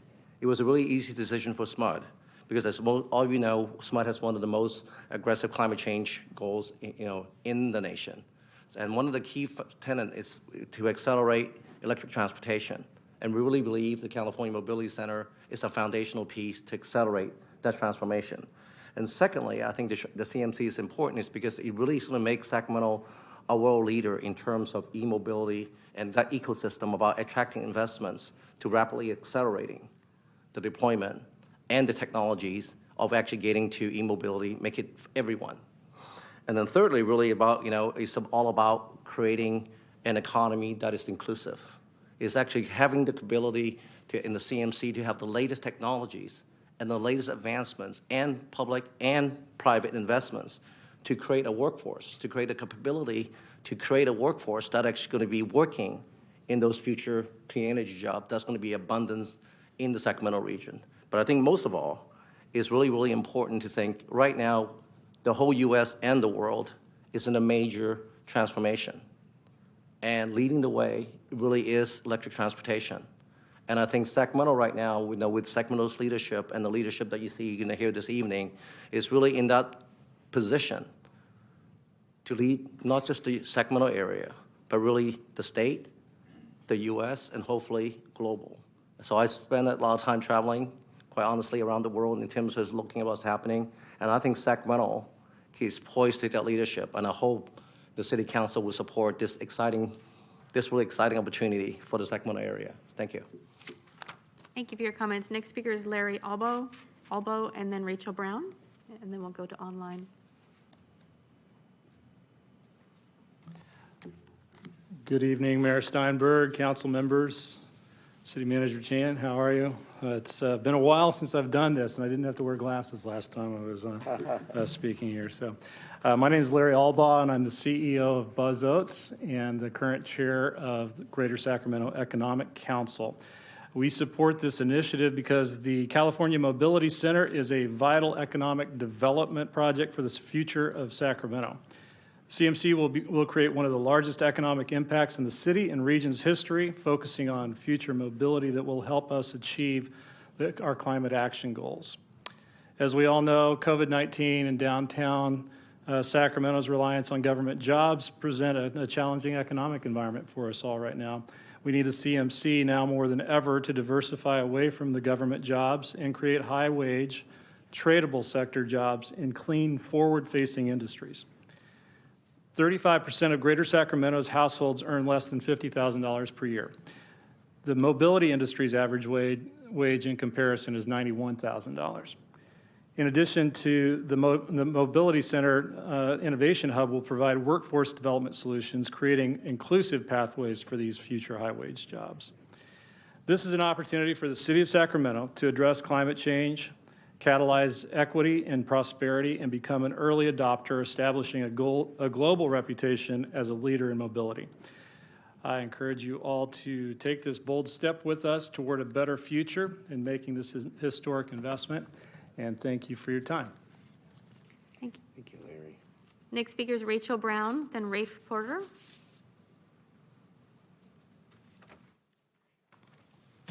Good evening, Mayor, Vice Mayor, council members. My name is Rachel Brown, and I am Executive Director for the Power and Alliance. As you know, California Mobility Center is currently located in Power and Alliance, and when it relocates to Sac State's property on Ramona, they will still be a part of our district. I'm very excited about this project. I appreciate the opportunity to speak in support of this item. While I've been Executive Director for the Power and Alliance, I have seen the progress that CMC is making, and am very excited, as I already said, that they're in our district. CMC has strong regional support from Sac State and SMUD as founding partners, but of course the city as well, all of which have a seat on my board, the three partners. These partners have been instrumental in forming the CMC and have had the vision and invested a great deal of time and money towards its success. Tonight, I would like to express my support for the city to allocate funding to the CMC through this tax measure or the modifications that the mayor mentioned earlier. CMC would not only benefit the Power-In area, but also the city of Sacramento and the greater Sacramento region. CMC represents one of 3 innovation hubs in our region and will lead the efforts in clean transportation technology, reducing greenhouse gas emissions, and promoting inclusive economic development in the emerging clean mobility sector. Not only will these innovations put Sacramento on the map, as was mentioned earlier, but CMC and its operations have an opportunity to lead the state as the capital of the state and the nation in future mobility. One of the most unique elements of the CMC programming is its innovation workforce training to ensure that training programs adjust to complement the quickly changing technology. Sac State's partnership in these efforts is crucial to rethinking what training programs for clean mobility look like so that we can successfully attract innovative companies to the Sacramento region. Without a talent pipeline, we will not be successful in attracting new companies. I had more, but I'm out of time. I appreciate your consideration. Thank you. Thank you for your comments. Our next speaker is Rafe Porter, then Andrea Chow. We have 3 speakers left. Yeah, good evening. Can you hear me? We can. Great. Good evening, Mayor and City Council members. My name is Rafe Porter. I'm the Transportation and Climate Change Program Manager at Sac Metro Air District. We fully support the California Mobility Center. Sac Metro Air District has the responsibility to monitor, promote, and improve air quality in the County of Sacramento. And to do this, we develop and administer programs that reduce air pollution levels below the standards established by state and federal governments. We're also charged with helping the state of California achieve its carbon emission reduction goals. As you are probably aware, the transportation sector is the largest source of emissions in our region, and the Air District works closely with the city and other partners such as SMUD, SAC-RT, and SACOG on land use and transportation measures to reduce these related emissions. Our programs try to encourage more walking, biking, and use of public transportation. We also look to innovation through vehicle and engine technology, new forms of mobility, and fueling infrastructure to further reduce these emissions. We have been engaged with the California Mobility Center through all phases of development and will continue the conversations with a focus on how the Air District can use its own incentives to help bring the new technologies out of the CMC to actuality in our region. I say all of this as the CMC will be critical in helping the Air District to achieve its air quality goals. While not directly involved in the workforce aspect of CMC, we strongly support regional workforce development and understand the importance of keeping skilled labor local. We thank the City Council for hearing this item and pledge to continue to work with all the parties involved to help bring the CMC and its mobility solutions to our region to further reduce transportation-related emissions, improve our air quality, and the health of our residents. Thank you for your time. Thank you for your comments. Next speaker is Andrea Chow, then Nicole Goring. Good evening, Mayor Steinberg and City Council members. My name is Andrea Chow, Senior Public Policy Manager at the Sacramento Asian Pacific Chamber of Commerce, and we represent and advocate for the Asian American and Pacific Islander-owned business community in the Sacramento region. I'm calling in today to voice our support on the proposal to support the California Mobility Center with funding from the proposed Citizens Transportation Tax Initiative in Sacramento County. As this is important for us to start investing in clean transportation initiatives through workforce training and economic development in order to meet California's clean energy goals in the next coming years. Investing in the California Mobility Center will support the clean tech and mobility market sector, creates new companies, jobs, and revenues in our region, retrains workforce for technical jobs in the future, and stimulates a regional advanced manufacturing supply chain, creating further economic and job growth. The CMC is working with local and state organizations as a workforce development nexus between industry, applied training programs, and academia. These partnerships will ensure that the CMC's workforce training programs include opportunities for individuals in disadvantaged and underserved communities. We ask for your support in funding the California Mobility Center, as this investment will spearhead new opportunities for our disadvantaged and underserved communities through workforce training, economic development, and more. Thank you for your time and consideration. Thank you for your comments. Our final speaker is Nicole Goring. Good evening, Mayor Steinberg and members of the Sacramento City Council. Nicole Goring with Associated Builders and Contractors. We have been over 2 decades training and graduating and upskilling apprentices and journey workers, giving them high wage pay, high roads projects, and training opportunities in a safe workplace. We've been fostering diversity and inclusion and creating sustainable job opportunities for a very long time, offering family-friendly benefits and maximizing their take-home pay. And so we are here to speak in support of your project for the CMC and the inclusive economic development that you hope to provide to the community and to the disadvantaged community to upskill the Sacramento region and bring everybody up to speed in conjunction with the construction industry. So I thank you for this project and for the your foresight of equity and prosperity furtherness in the region. Thank you so much. Thank you for your comments. Mr. Mayor, I have no more speakers on this item. All right, thank you so much to all the members of the public who called in. Let's turn it over to council comments, questions, and I hope a motion. Councilmember Chenier. Thank you, Mayor. Oh, do we have, I'm sorry, before, do we have Robert Nelson online? I want to make sure, I'm sorry, we did have somebody else online here. Nate? He's in the queue. We definitely want to hear from President Nelson. His hand's up. There he is. Do we have others in the queue as well? We do not. We do have President Nelson. So, Robert, welcome. Thank you for joining us. Sorry about the mix-up. No worries. Mayor and City Council, I'm so grateful for the opportunity to speak on behalf of the California Mobility Center. As you know, in 2005, Sac State bought 25 acres at the Ramona property. It was the site of the California Youth Authority Juvenile Detention Facility. I believe in poetic justice, and this is poetic justice, because this site will now be a place that will move people forward, our youth forward, instead of holding them back. We have long been trying to match what the city needs, and we have built this project around the City Council adopted Sacramento Center for Innovation specific plan. This will be an innovation hub for research and entrepreneurship. We are investing in the city's goals and making sure that it will happen. We've already invested $1 million in the Center for Planning, and we are investing $13 million more in actual property for the site itself. The timing of this effort is exactly right. We are reinventing engineering at Sacramento State. We are building new facilities there. We are going to make sure that our students have the opportunity to move forward. This is a transformation that's important, but it's a transformation that's going on. Already engineering has increased by 12% the number of its college graduates.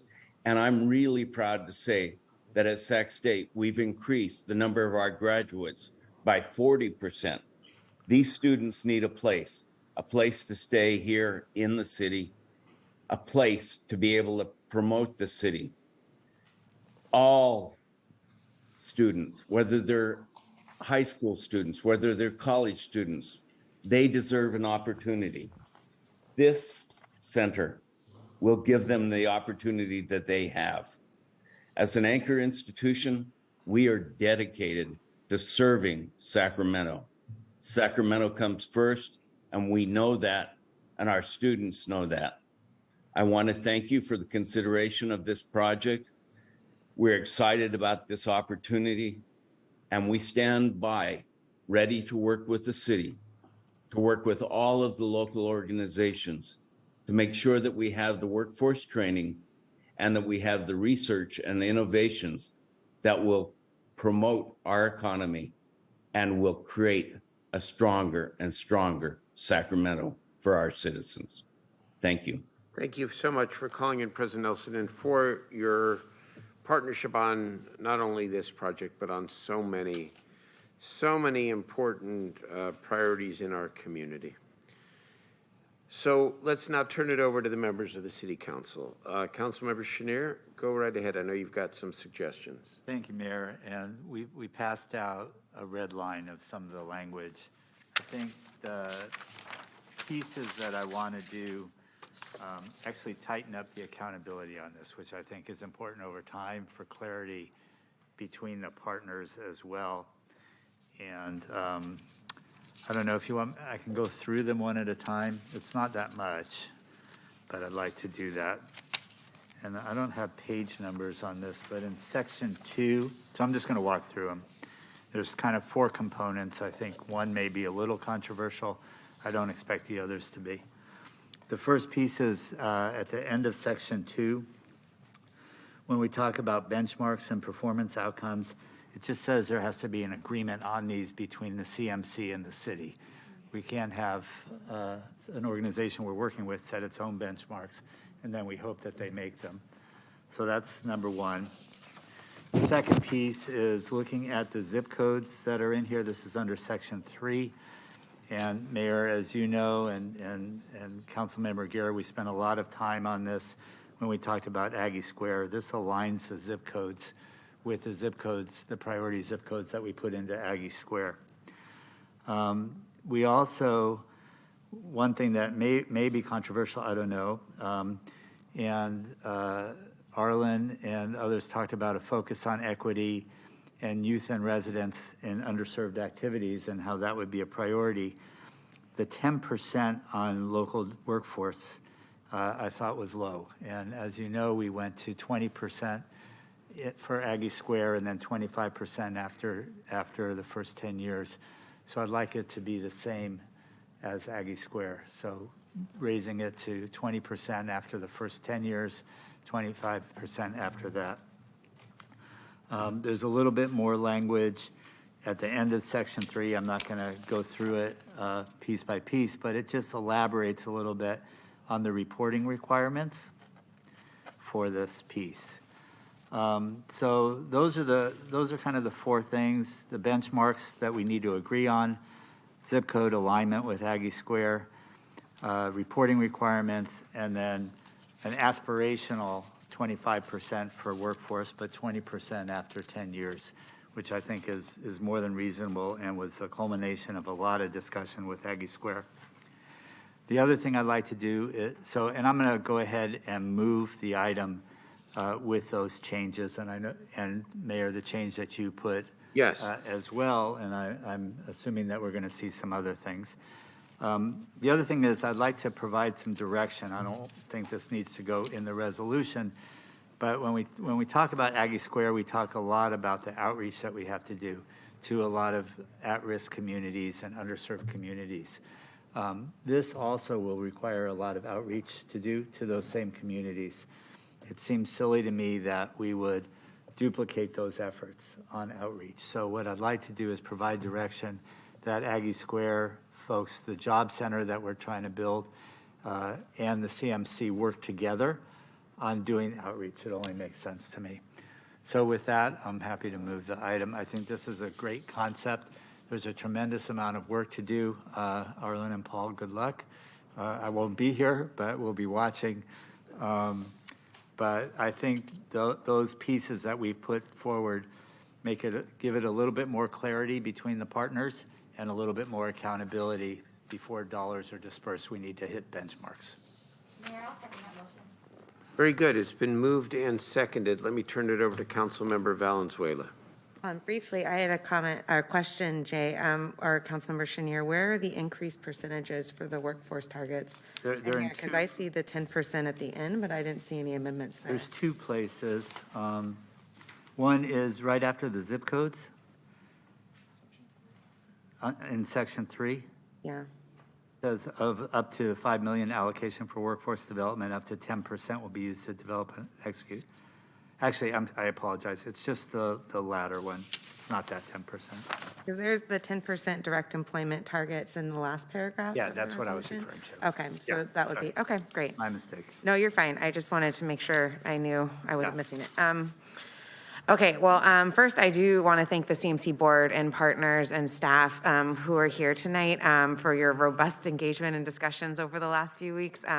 Like many, I was a little caught off guard by the discussion at STA when an MOU came forward with $100 million and we said, hey, what is this? But I really just want to appreciate your willingness to lean in on discussion in these last couple of weeks, and in particular to talk with Councilmember Vang and I about the workforce development section in here. Really glad you made the changes, Jay, to this. I think it makes it stronger. And I just want to appreciate your board's willingness to build on what I think are already really successful models that you've been implementing, and particularly to set aside $5 million of that $100 million to make that commitment real. So I just want to thank you for that. I know that we all got several emails today from folks who are concerned about diverting resources away from other transportation projects. And so I wanted to take a moment to say that I do see this as an investment we'll get back. That we're saying that we're not only going to get the $100 million back, but we're estimating $166 million. But I do want to say that there is a question about how we make sure that revenue doesn't just get lost in the general fund. So one friendly amendment I'd like to request to this overall direction and this growing resolution in front of us here tonight is that staff explore a way to make sure that some of that revenue that we'll get back through tax revenue and other things goes back into transportation projects. I don't know what that'll look like. I'm not wedded to what that'll look like. I'm not even wedded to a one-to-one, but I think what's the selling point to me here is that we're putting in $100 million and we're going to get way more than that back. And that's what a good investment should do. But I hope that some of that money we get back, we can find a way to figure out how to make sure some of that's going into transportation projects still. So then we're using the dollars twice instead of once. Is that okay, Councilmember Shannon? No, I think that's good. Okay. I'd like to, if we can define it as clean transportation, that would be Yeah, even of course, better. yes. Including public transportation. Yes, yes. Please don't buy any diesel trucks with this money. That'd be great. Yeah, so totally great. And Councilmember Vang, are you cool with that? Great. Okay, so back to the CMC. I'll admit, I really didn't know what this was when I first met with you all. I really want to appreciate the advancements you've made in the videos and the slides. And I do hear folks that are concerned this is a vehicle-centered investment. That was another comment that we got from a lot of folks today. And I want to say that I agree in a way, because obviously the end goal of sustainability work is hopefully you don't need cars, that we live in communities where you can walk and bike and you're living near where you need to be. But I think also the reality, particularly when we look at freight, when we look at disadvantaged communities that don't have infrastructure, that aren't built with the density to support that type of development, we are going to be still dependent on technology and vehicle technology for a really long time. And we're going to probably, hopefully, have more and more of that be zero emission. The state has also set a really ambitious goal, as I think Arlen mentioned earlier, of eliminating internal combustion sales in the not too distant future. And if that technology is going to be developed somewhere, I want it to be developed here. It's going to be developed somewhere. We know it's going to be developed somewhere. And if we can capture that here and bring that benefit back to the communities, I think that's just all for the better. And with that, I'll be honest, I do have my reservations about Measure A. I'm not going to lie to anybody about that. We have our own concerns here, but if it does pass, and in general, I support this item with that direction.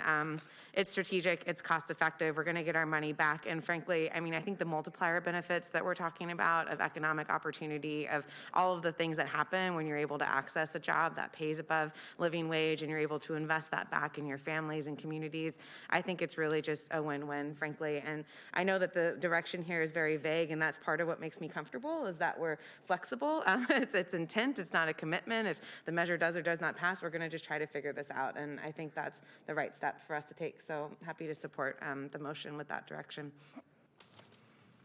Thank you. Councilmember Harris. Thank you, Mayor. I've been an early adopter of electric transportation. I've been driving all electric for 9 years, and I've even flown an electric airplane. There are two people in the audience right now, two persons that I deeply admire, and that's Arlen Orchard and Paul Lau. These two gentlemen are brilliant, and they are real believers in the idea of the California Mobility Center. I think it's a great idea, and I think it's absolutely worth exploring. Right now it has somewhat of a bone structure, but there's very little meat on the bones. I definitely question the return on investment. I'd sure like to see a spreadsheet and some pro forma about what you think that return will come, what form it will take to bring us back in return on investment. Over time, I believe that the CMC could prove itself and could be a boon for the community, but that's not what we're talking about tonight. This resolution of intent is not about supporting the CMC or trying to micromanage it or work on the social justice part of it. That's not what this is about. What this resolution of intent is about is how to fund a promise of $100 million to the California Mobility Center. And I have a real problem with what's being presented here. Look, I was the chairman of STA when the expenditure plan was developed with Will Kempton and the committee. and we came up with what I thought was a very realistic compromise between the Southeast Connector and all the disparate needs of all the jurisdictions. And of course, we had to pull that measure because of the pandemic, and then the Citizens Initiative came up, which makes it a 50% vote, which means that probably for the first time, this transportation measure has a chance to pass. And I think that's great. I'm a big supporter of the transportation measure and have been for a long time. However, one thing I would never do is give up a big piece of Sacramento's allocation of that STA measure to support an economic development initiative. This measure, as printed and presented to the voters, as a transportation measure, and it is not an economic development measure. I am very fearful that if this resolution of intent passes, that it could sour the vote. I want STA measure, I want the Citizens Initiative to pass because it will bring a lot of revenue to the city, but you have to think about what the city potentially surrenders by allocating $100 million to the CMC. Another point I'd like to make is already baked into the Citizens Initiative is $20 million allocated towards the CMC, and that's very substantial seed money to begin with. But that money comes off the top of the measure. And what is being potentially proposed here is that we would pull $100 million out of our $211 million pot for special regional projects within the city. These are projects that can achieve all the goals that the CMC does, certainly in terms of our climate goals. So, you know, there are a couple of facts here that people really need to understand. And one is that the city is a donor agency to the STA. We provide 40% of the tax revenue that goes into it, and we get about 16% back out. That's a bit problematic. Nonetheless, we get a tremendous amount of money to work on projects that we desperately need. We have a $300 million backlog in deferred maintenance on our roads. We have some 700 projects that we would like to build over time that total $5 billion.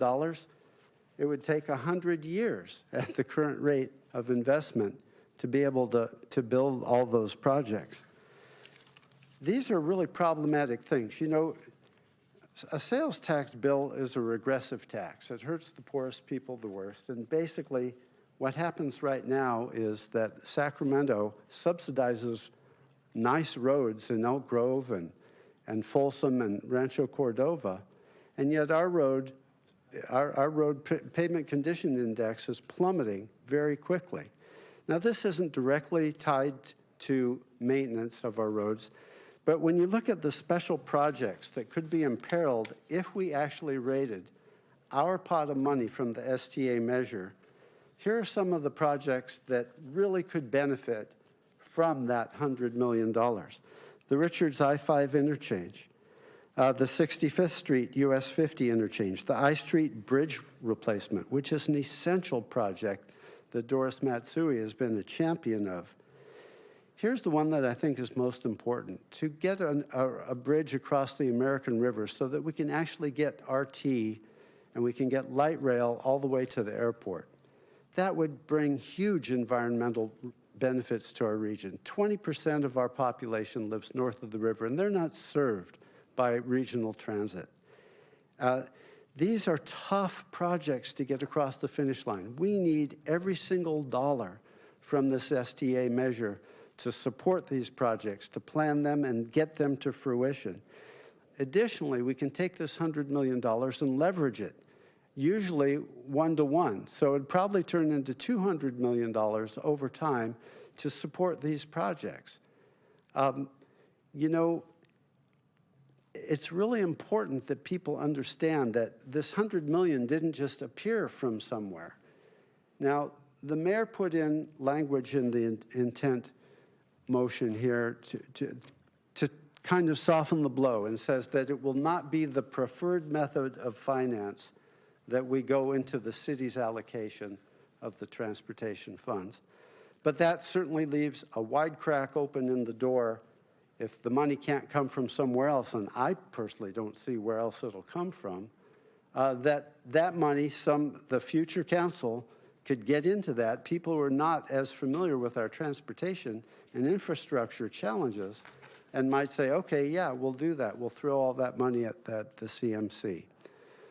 Bottom line is, I support the CMC, I support the idea, but in no way whatsoever would I ever vote to even possibly imperil our funds that we receive from the transportation measure. And I fear that the voters will see this.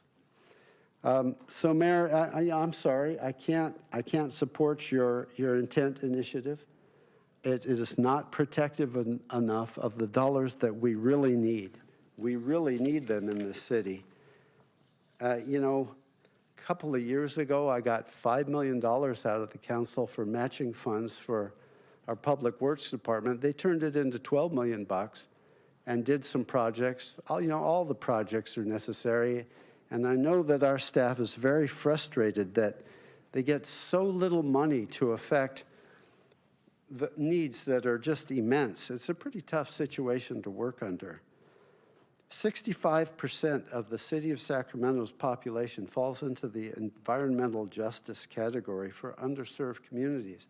These are the people who will be paying the transportation tax, and these are the people who deserve to have special projects that improve their neighborhoods and improve the environment for them, as well as the other citizens of Sacramento.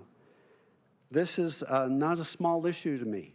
You know, like I said, I was chair when we built the expenditure plan, and I'm the only way I can see that this can work is if this $100 million came off the top of the expenditure plan, but cannot be attributed to the city of Sacramento's share. The CMC will be a regional amenity. The Southeast Connector comes off the top. You know, Mayor, I want to give you a little kudo here. I think you did a great job to secure funding for environmental mitigations for the Southeast Connector. I know that that was your motivation to get involved in the negotiation, and I think you did very well with that. But when I saw that our pot of money was put in the table on the mix on this great economic development idea, it just is a glaring no-go. And I really urge my colleagues to drop this for now. Let the mayor work his magic. Try to pull this money off the top of the measure. Spread the load amongst all the jurisdictions as they have with the Southeast Connector. And we can have a win-win-win all the way around. But no, the city of Sacramento cannot bear this burden out of our transportation pot. Thank you, Mayor. Thank you, Councilmember. Vice Mayor Ashby. Thank you, Mayor. I have a few comments. I think I'm prepared to support the motion, but I do have a couple concerns, and I hope people were listening to Councilmember Harris, because even though I'm not landing on the same side as him here, he made a lot of, I think, really important points, and it's a very intelligent conversation to have around what it means to have this discussion prior to the vote, how that impacts the vote, what it means to the other groups that, as Councilmember Valenzuela mentioned, have been reaching out to us saying, hey, wait a minute, we haven't had a chance to complete our case for access to those dollars. I've heard from a lot of bike groups, connectivity groups, a lot of folks, Mayor, involved in your climate action efforts, and I think they want to bite at the apple too. And all of that said, California Mobility Center is really easy to support because it does do such good for the region. And it is such an important project. And it isn't, I mean, I heard it said up here that it's car-centric. I don't really think so. Siemens is one of your biggest partners. It's actually, I would say, more focused on rail than cars, at least if I'm reading it right. And, you know, from President Nelson's standpoint, it's really about redemption and restoration, not only of the site location, but of the lives that will be changed from the students who get to go there. And that's just worthy enough, I think, for me to overlook some of the things that I think aren't quite right about this today. I will say, I hope those of you, Arlen and others listening, are hearing what high expectations the council has for the Mobility Center uniformly, and what we're hoping it will do and achieve for the region should it get this investment. Ultimately, this isn't up to us, though. It's up to the voters. And that's the kind of hard part about making a decision about where dollars will go ahead of giving the voters the opportunity to weigh in on the larger issue. I'm a little concerned about the source of funding, although the mayor has done a good job here of mitigating that with his red line. So Mayor, I appreciate that change. I've said this to the group. I'd like to say it at the dais, when we expend dollars from the city of Sacramento in this fashion regard, I really like to see the city manager and the mayor have the lead role in that and not have it dictated to us. So I'm glad you two are taking that on and removing this sentence to give yourself room to find other locations for this funding, both of you. I appreciate that effort. I think that's wise. I also said this to the group when they met with me, a little bit of a recurring theme from this dais, and I get it. I'm very biased. I'm very city biased. But I would like to see a commitment commensurate to what the city's doing from our county, state, and federal partners. And I do feel like people come to the well of the city for everything. We're not even the largest budget on that list. We're the smallest one of the ones that I just named. So it would be great to see some investment from some of our partners in the region. And I don't mean a couple million, I mean 100 million, like we're putting into this project. We're offsetting what we're doing. And I know you plan to pursue that. And I guess I grow a little weary of the city always being first, the bank of first proposal. The timing is off a little bit because of the ballot measure not actually moving first. But this is the spot where I think you have to weigh it out. And I know, being here a long time, 12 years, I've fought for projects that have never happened with transit. Bike bridges across I-5, connections, small things and big things, light rail. When I very first came here, the congressional delegation told me that was their #1 priority, and I know it still is, but we haven't been able to get a transit measure across the finish line from our constituency to give our federal partners the ability to make the argument for matching dollars for something like light rail to the airport. So I certainly wouldn't want to tie their hands now after they've been fighting so long for the opportunity to do that. I do think light rail to the airport is extremely important, or some type of dedicated public transit to the airport. Doesn't have to be light rail for me, but we've gone down the road with that one, so it's probably the most likely one. I also say this every single time it comes up. I am not a fan of the zip code model. And the reason I'm not a fan of the zip code model is because there are a lot of people in this city who live in poverty in zip codes that are not concentrated poverty. A lot of people live in poverty in this city inside of zip codes that are not listed on this list. A lot of people. There are 11 low-income inclusionary apartment complexes. Means you have to make less than the minimum in this region to live in them, and they're all in 95835 and 95834, which are not on this list. I would rather we looked at people from an individual basis on what their needs are, because I think people live in poverty all over our city. In East Sac, in Curtis Park, in North Natomas, in Pocket Greenhaven, there are people living in poverty, even though the neighborhood is not concentrated poverty. That said, I wouldn't even vote for this without Councilmember Chenier's adjustments to the UCD model, because you literally left out Northgate prior to that. So if somebody's going to make the argument to me that Northgate isn't concentrated poverty, then I don't understand. But you added it. It's in your footnote there. It's 95833. That's really important. How you gonna? So it needs to match at a minimum, Councilmember Chenier's recommended changes on the zip codes. And hopefully someday we get to the point where we stop using zip codes to identify who needs help and actually look at people's individual circumstances. I lived in poverty in this city, deep, deep poverty, welfare, food stamps, low-income housing, subsidized childcare, and I did not live in a neighborhood historically concentrated in poverty, but I was extraordinarily poor. And it would have been really sad for me and my young son to have missed out on an opportunity because that was the place I could get a location to live. When you're poor, you have very little control over where you live. You get to select from a list, and wherever those locations are, that's where you go. So forcing them to also try to get themselves in a position where it's the right zip code to give them more economic opportunities is just one more layer of bureaucracy that I don't think benefits people who are actually dealing with poverty in that moment.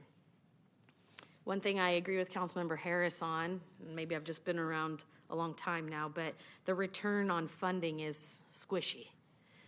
Because it's going to be very difficult to do what Councilmember Valenzuela asked, because that return's not going to come back so straightforward as just dollars that can be put back in. A lot of those returns are going to be investments in people and resources and jobs and recruiting businesses here. It's not going to manifest itself in a way that you can just say, okay, now that funding can go to the bridge that gets us, more evacuation opportunities out of the north area or whatever.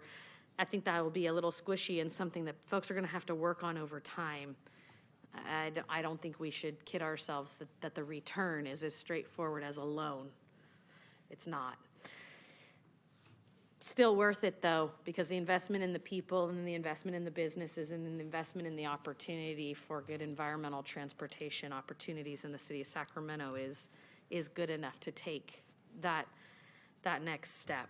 So for me, I am prepared to support it tonight, but with eyes wide open that there are tough conversations still ahead about how we get other people involved, how we get a rate of return, and we have to be really honest about what this does if we shift this funding, what source this funding comes from, because our transportation division has a lot of projects they need to achieve as well, and we need to be honest with the voters if this is our priority. So that's it from me, Mayor. Thank you, Vice Mayor. Thank you very much. Councilmember Vang, then the Lowy, and I have a couple of closing comments. Thanks, Mayor. Just really, because I already seconded the motion, I think folks know where I stand on this, but really just wanted to take this opportunity to thank the board of CMC and just everyone that worked really hard to get us to this moment. I think this is actually a really exciting and promising project for our future. I think it's really important for Sacramento to have really bold vision and bold leadership. That's how we're able to move a region over. And I think most importantly, I really appreciate the intention and the dedication to really our underserved community. I think having intention behind Section 3 is really important. And I do want to speak to the zip code piece that Vice Mayor Ashby spoke about. I think when we are talking about targeting zip code, it's really just a starting point, because when you look at zip code, it's really an influence on the health of those living in those zip codes, but it's really just a starting point. I see a zip code as an indicator. When you think about zip code, it's really about, folks who live in those zip codes, their exposure to air pollution and toxins, right? And so I think starting there is really important. There is language in Section 3, though, that the comprehensive approach to these communities will include but not be limited to. I think folks who drafted this was very intentional about not just ensuring that we're just not targeting those in zip codes, but those outside, because we also know that we have a homeless crisis as well, and many of our young folks are transient. They don't live in specific zip codes, right? And so I do appreciate that Section 3 is really a starting point of where we need to begin, and so just really wanted to lay that out. I'm really, really excited for this. I think, there are a lot of needs in our city, but again, it's really about doing everything upstream, and I see this as an alignment to our actual climate plan. And so with that, I'm just really excited and really hoping that this passes and that my colleague will support the motion on the table to support CMC, but really thinking about all of the hundreds of youth, thousands of youth that will go through really even the workforce development program I know that Professor Bell didn't even get an opportunity to come up here and speak, but if you get a moment to speak with him and to learn about the work he's doing with our Black and Brown, our Indigenous youth, and making sure that when we're talking about economic investment, we're not leaving those communities behind. That's one reason why I'm a big supporter of this and just really excited, really for the opportunity of our young people in the city to be part of this innovation, right? Let's be the one to lead. Let's not leave it to other cities, other state. California is where, everything follows California. We're the capital of California right here in Sacramento. So let's do it and let's make this happen for those little Mi's, for the little Ashbys, for the little Katie's, for the little J's, the little Ricks. Our community needs this, and so I'm super excited to support this and really hope that it will pass. Thank you, Mayor. What about the little Darryls? The little Darryls, too. And the little Jeffs. And the little Jeffs. Okay. Thank you. Yes. Thank you. That was great. Okay, I got Councilmember Lowy, Councilmember Harris, and I'm going to close it out. Thank you very much, Mr. Mayor, and thank you so much for that presentation from CMC.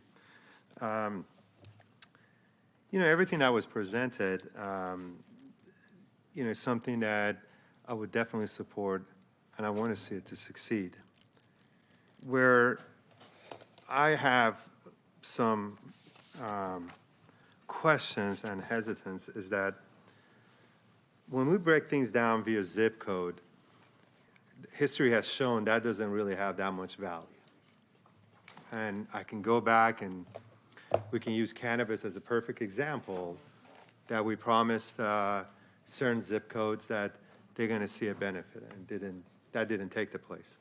So I'd like to see, certain zip codes, especially on the north side, because majority of this activity is completely on the other side of the town.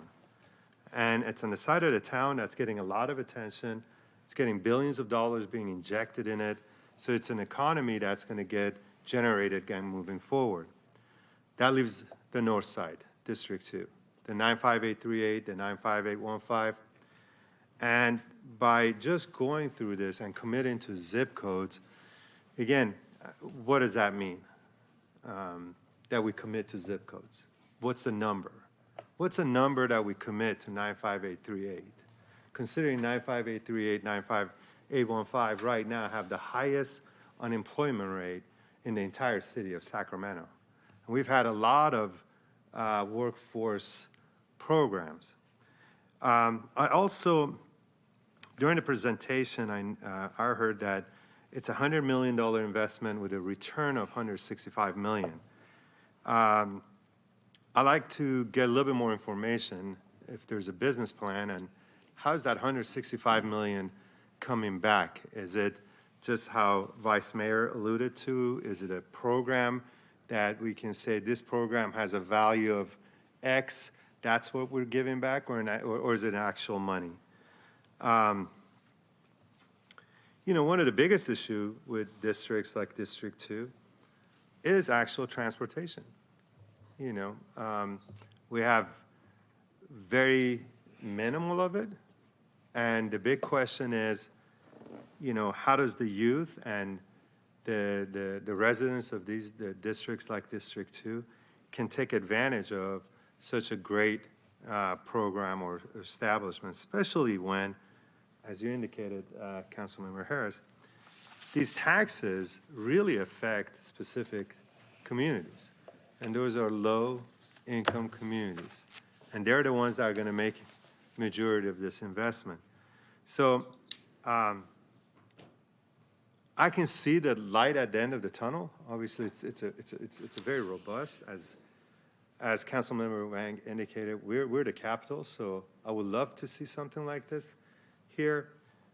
But I need to have some kind of a guarantee for districts like a district that I represent. And I mean a guarantee, not a zip code, a guarantee that says X amount of percentage will come from 95838, kind of like the youth fund.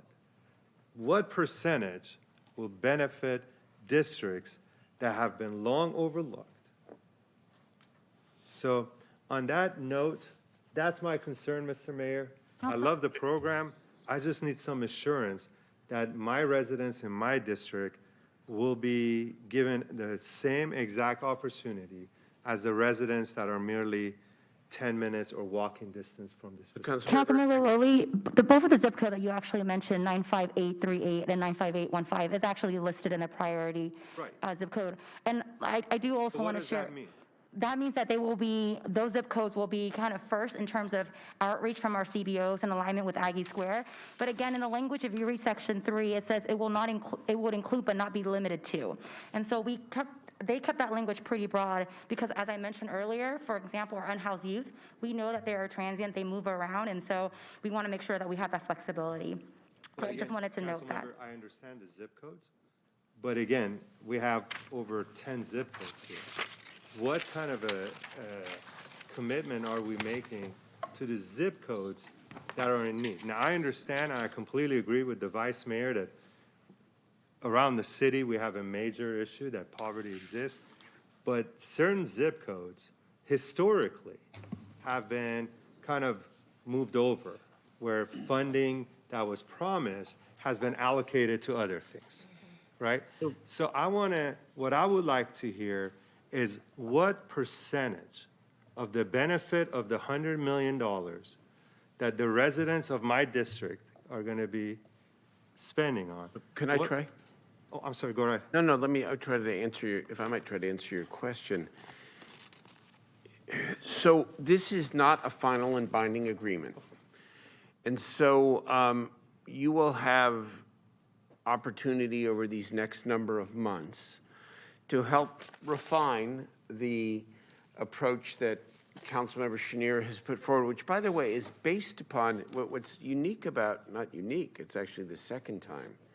What we did in Aggie Square, and I think what Councilmember Chenier is endeavoring to do here, is to not make these hiring percentages an aspiration, but an actual requirement, So that means, by definition, the people from these zip codes are going to get the jobs. Now, I would just suggest voting for this tonight, just my advice. I think it puts you in a better position to have an even stronger voice at the table as this gets refined over the course of the next couple of months to make sure that the end result is, maybe it's the location of a training center in North Sacramento.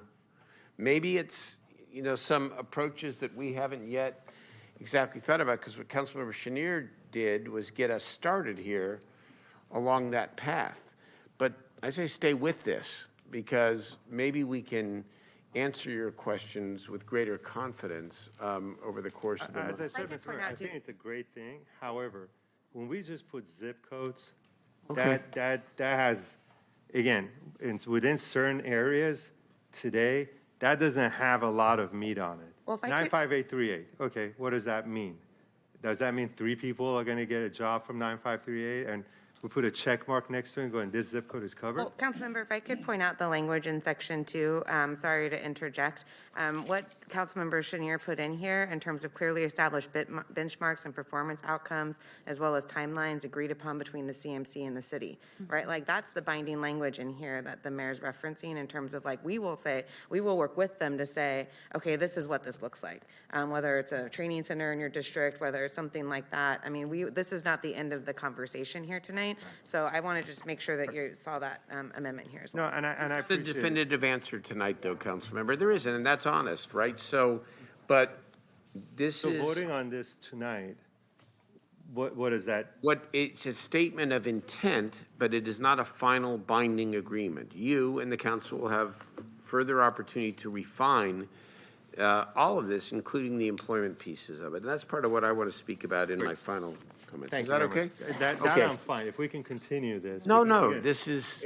Districts, zip codes, really, at the end of the day, are just numbers on a piece of document. So. Point heard. Thank you very Okay. much, Mr. Thank you. I want to go through Councilmember Jennings, and then Councilmember Harris, did you have another comment or not? I'm sorry, It's Vice Mayor, okay, but I want to hear from the members who haven't spoken yet, then we'll come back around the bend again, okay? No, thank you, Mayor. Yeah. And I was just moved by Councilmember Laloy's points on the zip code piece, and I understand it totally. And I think there have been several efforts by council members to make sure that it's not just looking at zip code, but it's looking at the number of people who are impacted in those zip codes and the number of organizations that are involved in the process of reaching out in those zip codes to make sure that people are impacted in a positive way, and it's not just the zip code that we're looking at.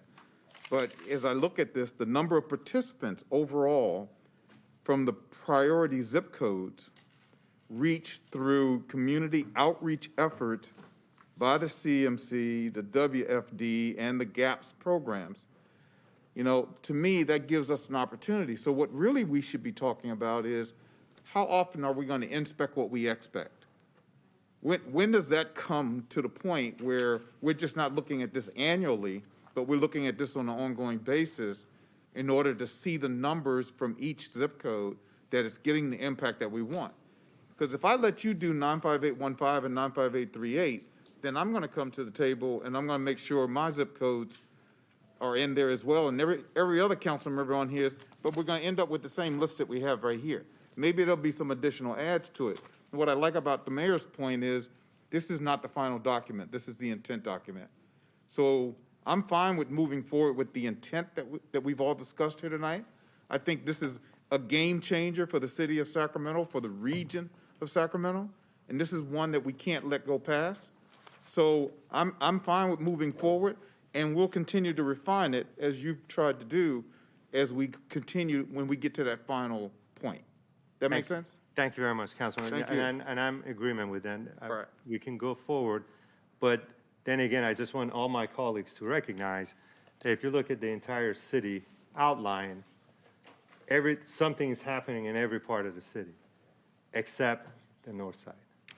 So we have some robust economic engines happening throughout our city, but on District 2, Well, you're trying to change that, and we're helping. I mean, I don't want to get into I'm not saying that we're not. Please don't take that the wrong way. I'm just saying right now with Aggie Square, which is a huge product, this particular the effort, I'm very excited for our city.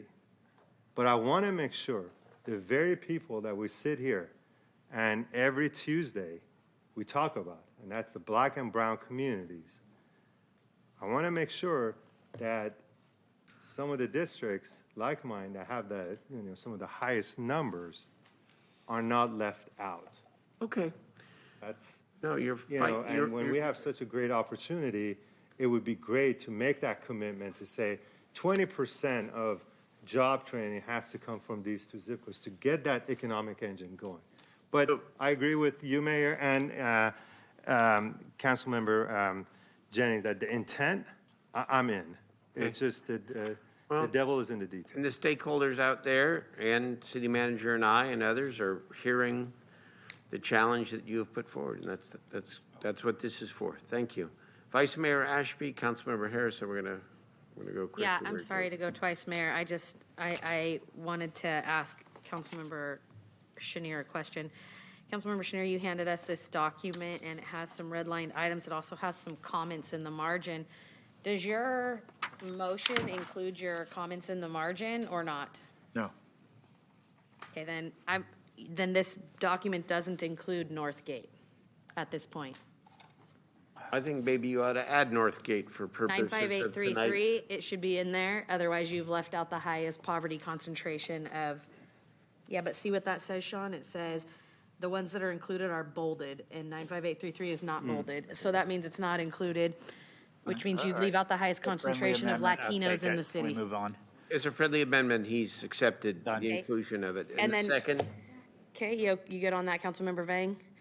Okay, and then second of all, to answer you, Sean, what's happening here is that Councilmember Chenier has created a benchmark that says 10% of the $5 million allocated towards the workforce will go towards these zip codes. So while we can't pull out your zip code and know exactly what that would be versus 95833, he's forcing the issue from the front end that at least 10% of the $5 million would be the initial benchmark. It could go higher That's a floor, not a ceiling, but that's the answer to your question of what the guarantee is. Hold on, just real quick. I want to clarify. The 10% in here is really, if you think of it as like admin, it's for them to implement the strategy. The 90% of the $5 million would be going towards implementing the broader strategy. Yeah.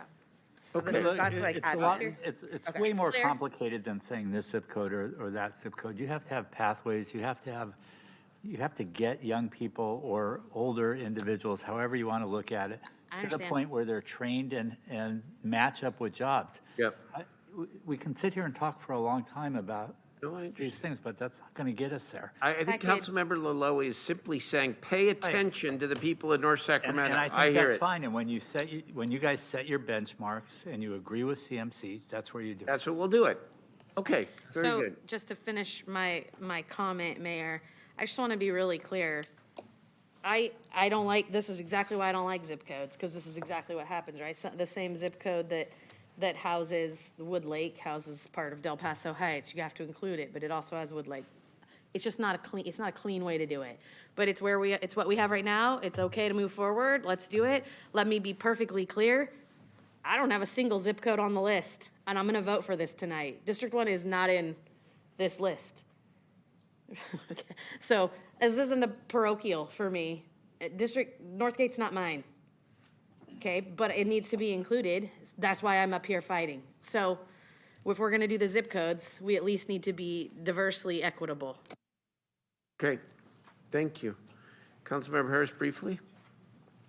Yeah, I just want to clarify again that this discussion tonight is not germane to the issue on the table. This is a resolution of intent about how to fund the CMC.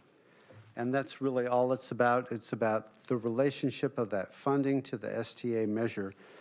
I just did want to take a moment. I rattled off a couple of projects that would benefit from augmented funding from the new STA initiative, but can also be hurt if that is not realized and that money is ascribed to the CMC.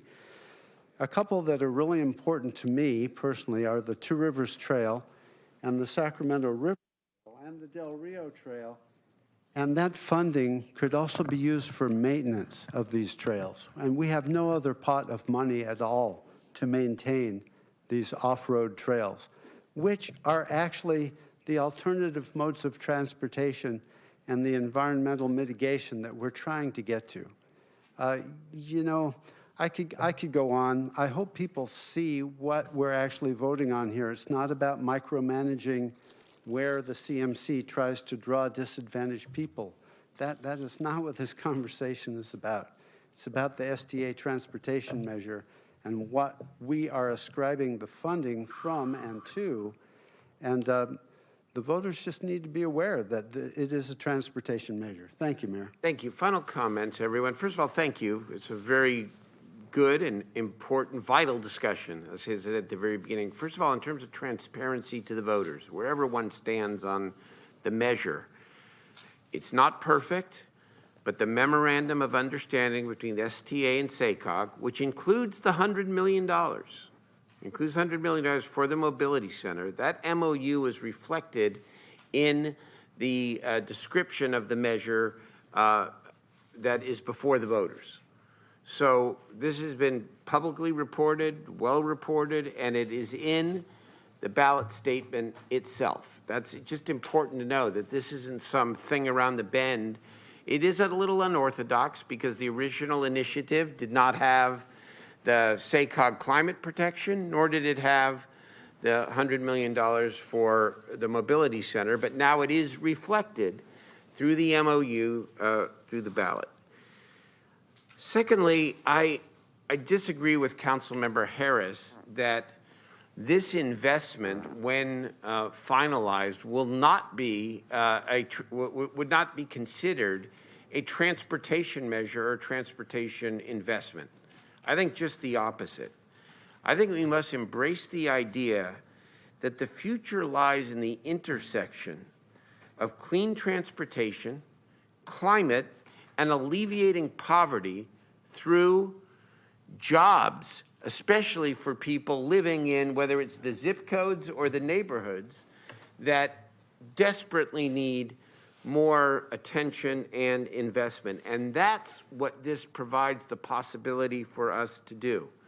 The question of return on investment is different when it comes to the public sector, because I would argue that the return on investment from this vision will be one when untold numbers of 17-year-olds from these neighborhoods have career pathways and high-wage jobs that they otherwise would not have. And by the way, that builds our tax base. There are many ways to protect the interests of the city and its residents. And certainly one of the things we can talk about over the next couple of months is whether or not the city might have an ownership stake, for example, in part of this.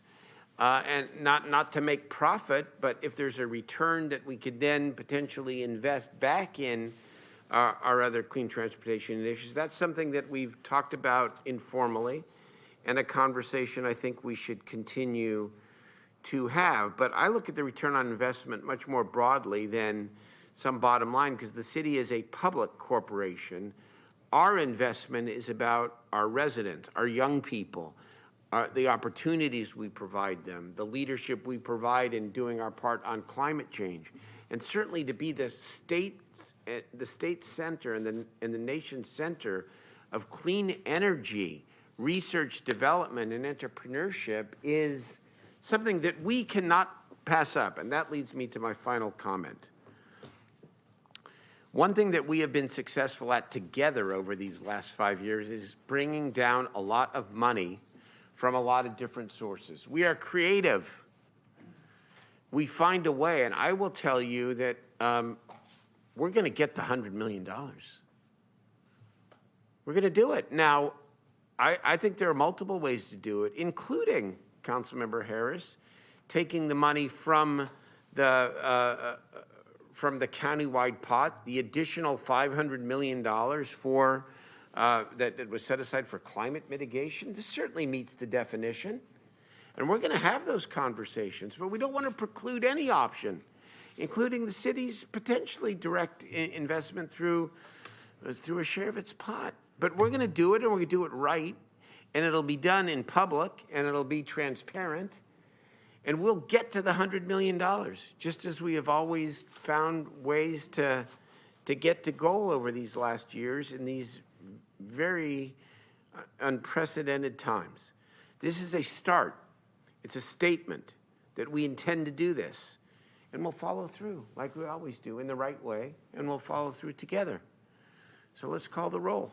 Mayor, could I just procedurally ask Councilmember Chenier to maybe summarize his motion, including the direct employment numbers, because I know those weren't in the document you provided? Sure. So basically, it's what we gave you in a red line plus Northgate as one of the zip codes, and changing the 10% to 20% after 10 years and 25%, 10% of direct employment. 25 after. Correct. Okay, cool, thanks. And then with the mayor's changes. red line, and also yours.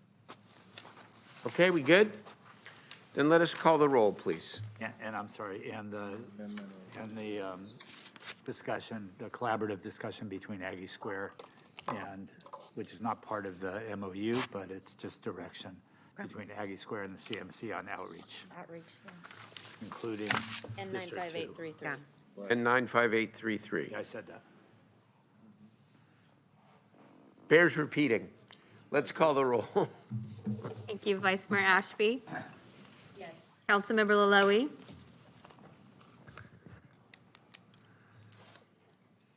Can you come back to me, please? Thank you. Councilmember Harris. No? Councilmember Valenzuela. Yes. Councilmember Chenier. Aye. Mayor Pro Tem Guerra has abstained. Councilmember Jennings. Yes. Councilmember Vang. Yes. Councilmember Laloe.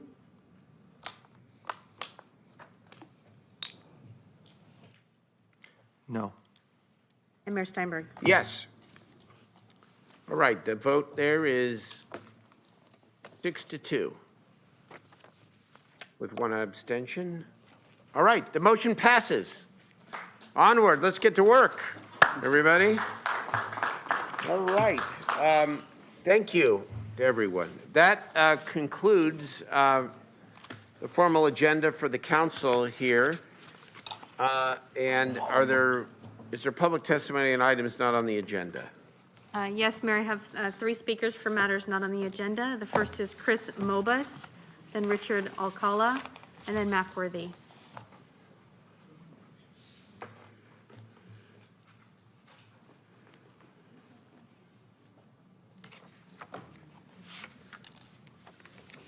Thank you, everybody. I would like to thank law enforcement, first of all, for being here, but you're not going to like what I have to say. I live at 28th and D. My boyfriend and I, along with a beautiful, beautiful 2-block group of nice people, hardworking, everything. We have had a homeless man who, over the last 4 weeks, has destroyed, vandalized, or damaged 11 vehicles, some of them multiple times, and thrown a rock through a 2-year-old little girl's bedroom window. Call 911 every single time. I have yet to have one law enforcement officer come out to that house. And I used to live 6 houses down from the mayor, so when he calls 911, I know exactly how quick it takes Sac PD to get to his neighborhood. I am done dealing with your policies on the homeless. You have a wonderful group of hardworking people on a 2-block stretch of 28th who are literally figuring out ways to get rid of the homeless problem in our neighborhood. When my neighbor can't let her little girl go out and play, there's a problem. When I'm being told by 911 dispatch, well, it's not really that big of a problem because he's walking away and you can't see the knife in his hand, that's a problem. So now my entire neighborhood has bear mace and pepper spray. Even though I'm a military veteran, I can't go outside my home with a legally owned firearm because according to your guys' policy, my vehicle, which I work 50 hours a week to own, is not personal property and it doesn't constitute a danger. Fix this now. Thank you for your comments. Richard Alcala, then Mac Worthy.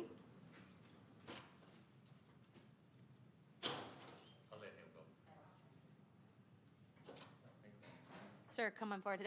Somebody's going to go deal with that. Go ahead, Mr. Alcala, go ahead. Richard Alcala, then Mac Worthy. I'm Richard. Anyway, thank you for everything. But so I do the Veterans Day Parade for this will be my 3rd year, and I've been paying out of my pocket to get everything done, and I'm the Sergeant at Arms for the Veterans Affiliated Council. So I'm just asking for some community support and financial support from you guys. Here's some flyers if you want to. City Manager, we do have a grant available for folks who are doing things like parades and events. Can you potentially have somebody, I see Hector in the back, maybe he could. Yeah, we could take the gentleman's number down, take a look at our city festivals funding and things like that. Also, I mean, that's the only thing I was here about. But the presentation that they gave you for the CMC, I think it's a great idea. But I see the argument amongst you as to the districts and zip codes, which I don't like either. Why can't you divide the amount of students between all your districts? And that's simple. Each one gets an equal amount, and there you have it. So it's Thank not you a problem. for your comments. Thank you so much. Appreciate you coming. That's all. Anyway, have a good day. Thank you. Thank you. Mac Worthy.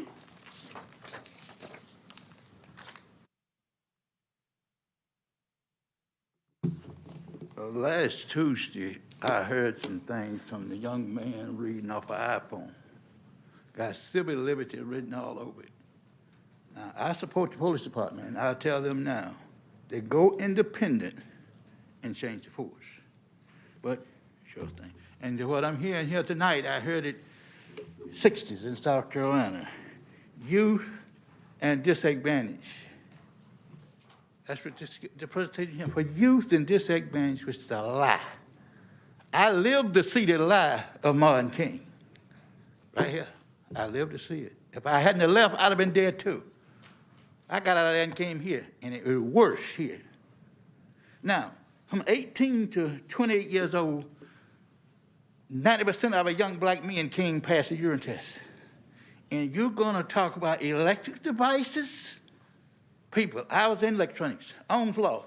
This engineer put the stuff in the ground in Germany, Sickler. He lectured to us, mathematician to rights, in his class, which retired at University of Davis. People, Loomis Dam, I've been down there. Terrible wine in producing electrical. What is DC and AC? You don't even know what it is. AC produce and ship it. That's the ocean. You going to tell me you're going to hire a guy that can't pass a urine test? You're lying. The same thing that's being said here was said about the arena. Majority of the young black men couldn't even pass a urine test. But people, you know, I'm here under the freedom of speech. And Mayor Steinberger, when you say you gave me the opportunity to speak to 4 units, you ain't gave me nothing. I reserve the right to freedom of speech. You better be aware of what you're saying. Thank you for your comments. I have 4 speakers online. The first is TK, then a phone number 4366. Hi, I'm a longtime resident and current homeowner in District 8 for 3 years. Residents living on Celebrity Street have disrupted the peace and quiet in the neighborhood with noise and nuisance. I brought this to the attention of the mayor, Councilmember Mai Vang, and law enforcement. Sacramento City Code indicates the city and law enforcement have the power to abate the noise and nuisance by putting a lien on the property and issuing a fine. So I want to know what's taking so long. I have been asked to record and take pictures of my concerns by law enforcement. Well, recording video and taking pictures has put me and my family at risk. The residents have come onto my property to harass, bully, threaten, and annoy me and my child. My child is impacted by the noise and nuisance. It wakes him up at night. He is suffering academically due to the noise and nuisance. My child is suffering emotionally because he is being harassed, intimidated, bullied, and annoyed by the residents. Mr. Mayor and the council, I am asking you to do something immediately.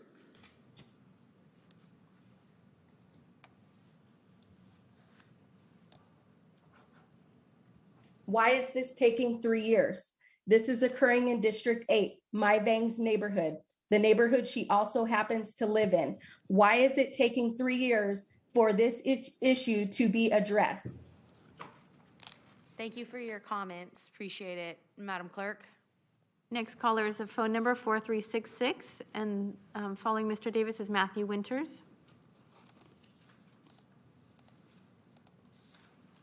Mr. Davis, if you'll unmute. Hello, yes, this is Lambert, and I'm noticing a couple things, Mayor and City Council. I'm noticing that people are not wearing their masks when they come to the microphone, but I noticed that the Mayor and City Council, they wear their masks for now. We've been in this thing almost 3 hours. That should not be allowed. They're only going to be there 2 minutes. They should be required to wear that mask. The other thing is, I've been hearing a lot about different zip codes. Now, you have to be careful with zip codes because District 2 is one of the most gerrymandered districts in California. It has 21 communities. When you have 21 communities, you have to be specific. And I heard somebody mention Woodlake and Del Paso Heights like that's the spectrum. And so you should be careful talking like that because I'm a native. I grew up as a child, teenager. I know about Del Paso Boulevard and the neglect of Marysville Boulevard. That's why I protested when that was called the North Sacramento Reinvestment Project versus the Del Paso Boulevard Marysville corridor. That covers all of the communities if you do it that way.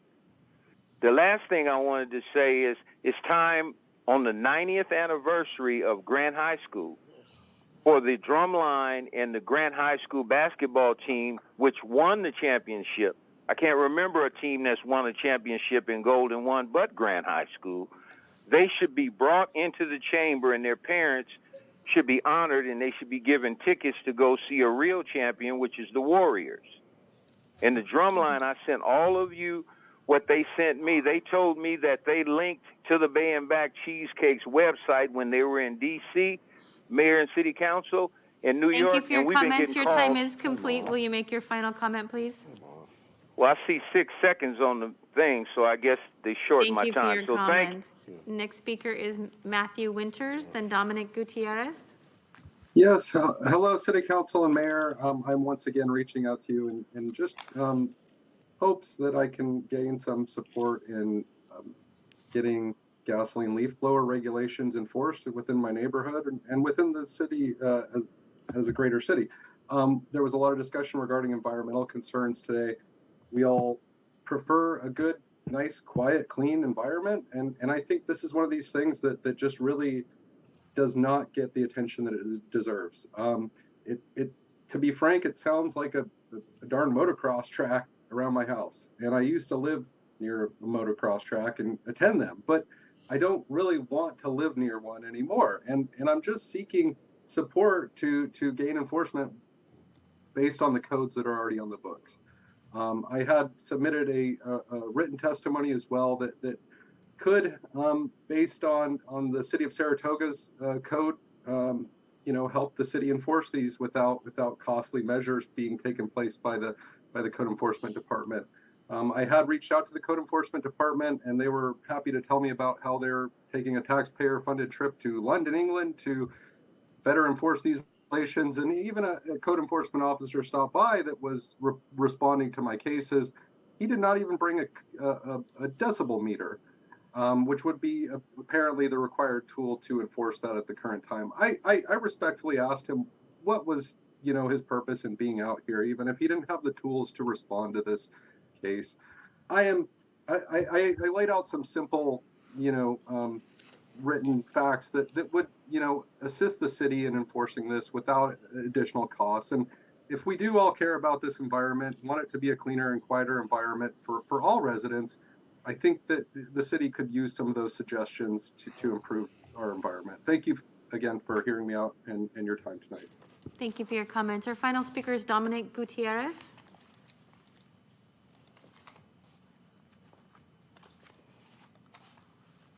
Dominic Gutierrez, if you'll unmute. Yeah, can you hear me? Yes. Okay, great. Yeah, so I'm a homeowner in Alhambra Triangle, and under Business 80, there's folks living in tents on T Street, and they have a trash that they've, cleaned from their encampment and put in a pile, and I see them out sweeping every night and trying to keep it as neat as possible, which I have to imagine is difficult when you have, no support. So they have a sign out, though, asking the city to pick up their trash. So I'm asking the city on their behalf to please pick up their trash. And then on that same note, there's no public restrooms anywhere nearby. So the restroom is the sidewalk on the north side of the street and the Caltrans parking lot. So I'd like if you guys could work with Caltrans and put a porta potty or two, because people have to shit and piss. It's a fact of life. So if you don't put anything there, it's going to be all over the sidewalk. It's going to spread hepatitis. We can't ignore it. And then a few other things. I really hate how difficult it is to make public comment if you don't have just a million hours to be off work early. You miss a lot of the meeting, and if the public comment has already started and you just got off work, you're shit out of luck, and I don't appreciate that. It should be open the whole time. And then also, I think I don't agree at all with the other person who was speaking, but a limit like 4, are you kidding me? This is your city council. You're supposed to listen to us. Let him speak, even if it's ridiculous. And then lastly, if I were under investigation and I was a sitting city council member, I would resign, because that's a fucking embarrassment. Goodbye. Thank you. I have no more speakers. Okay, council ideas and questions, then we're going to wrap up here. Councilmember Cheniers, Valenzuela, and Harris. Thank you, Mayor. I just need to do an AB 1234 report. A couple weeks ago, Claudia Jason, who works in my office with me, and I did a presentation at the League of Cities on youth and becoming a youth-friendly city. Our city manager, Howard Chan, was with us. So Claudia and I, prior to giving the presentation, were talking about whether or not we'd have 25 or 35 people there.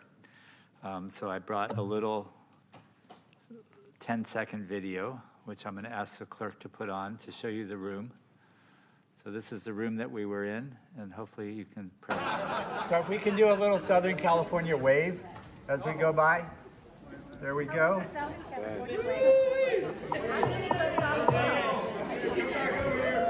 Get the guy eating ice cream. Young people. There you go. There's Howard. And so those are the cities that care enough about youth to show up and be there for a 2.5-hour session. And really, we're interested in what we had to say. So thank you. Congratulations. That's great.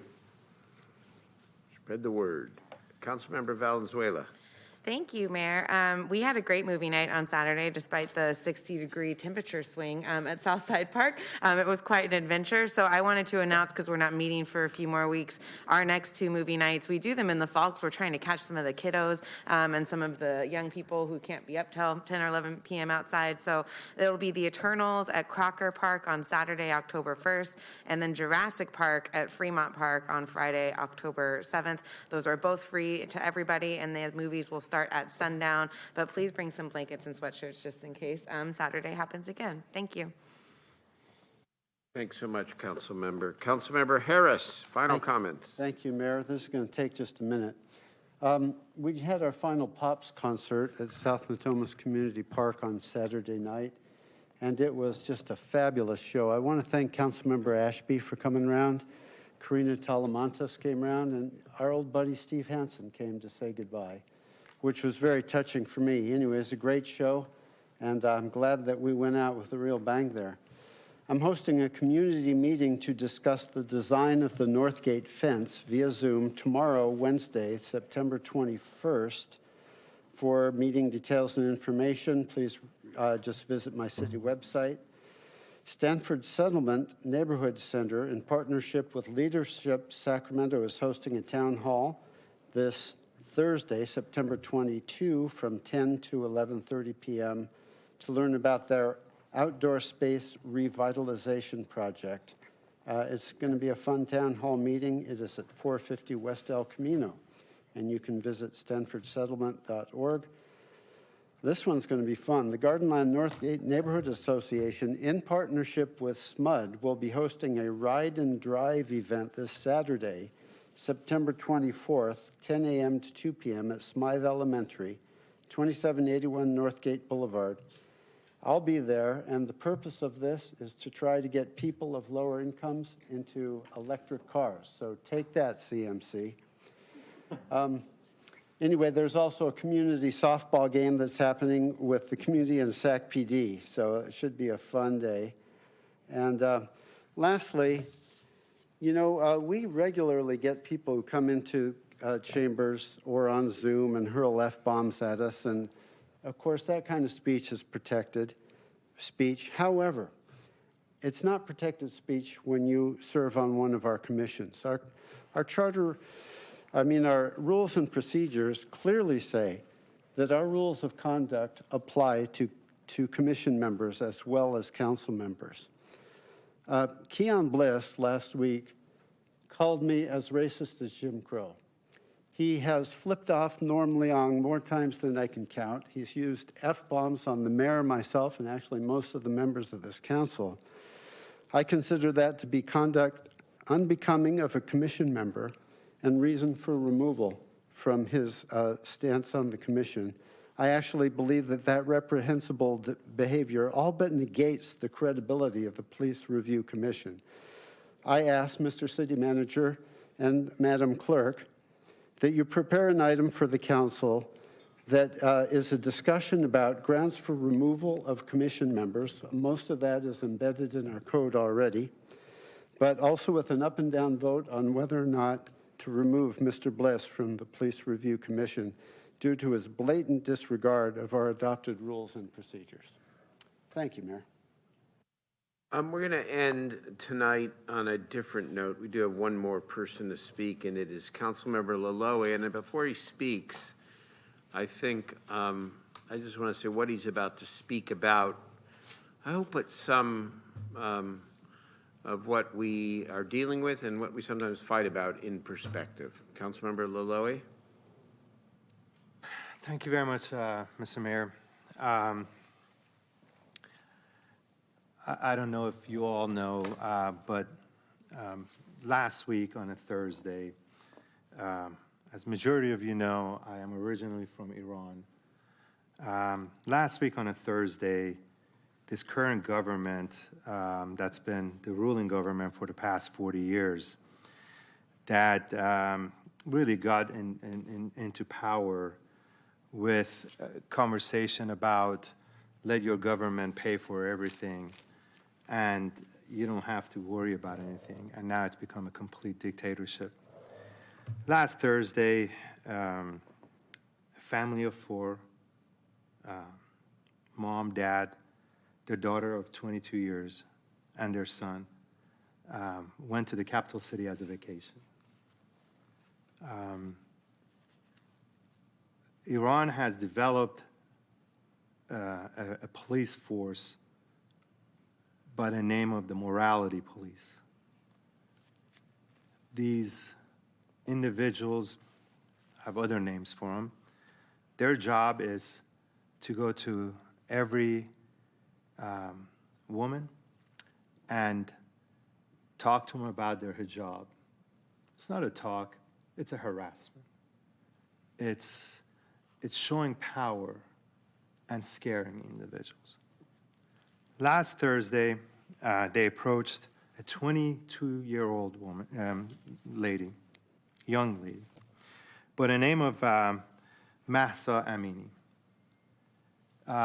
Even though she was standing right next to her brother, where she had her scarf and hijab, from the pictures that I've seen, a little bit of her hair was showing, and they decided that they're going to take her in and teach her about morality. As she was arguing with these horrible individuals, you see a police officer come and literally grab her by the neck and push her in the van, where she hit her scalp against the van and falls down. Then these individuals grabbed her by her legs and her hair and threw her in that van. Mahsa, at that point, had a brain aneurysm. And she was taken still to the police department, and she was forced to sit there for about 5 hours, to a point that when she complained, they ignored her, and that's when she fainted. I don't know, Madam Clerk, is it okay if you can put I did email them to you. Approximately after 3 days, Mahsa passed away, simply because her hijab was not the right way. The Mahsas in countries like Iran and majority of those countries in that regions, it's happening way too much.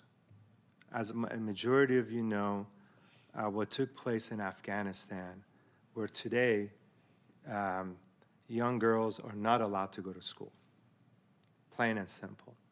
Women are not allowed to come out on the street, or they get arrested. There cannot be a woman journalist. LGBTQ have absolutely zero rights in those regions, including Iran. And yet we have a meeting at United Nations that's bringing everybody together. And it saddens me that we actually invited the president of Iran to attend the United Nations meeting. It gets me frustrated that we're in negotiation with Iran to relax down on the sanctions simply because it's not popular to buy oil from Russia anymore. So we're trying to ease the tension so we can buy it from Iran.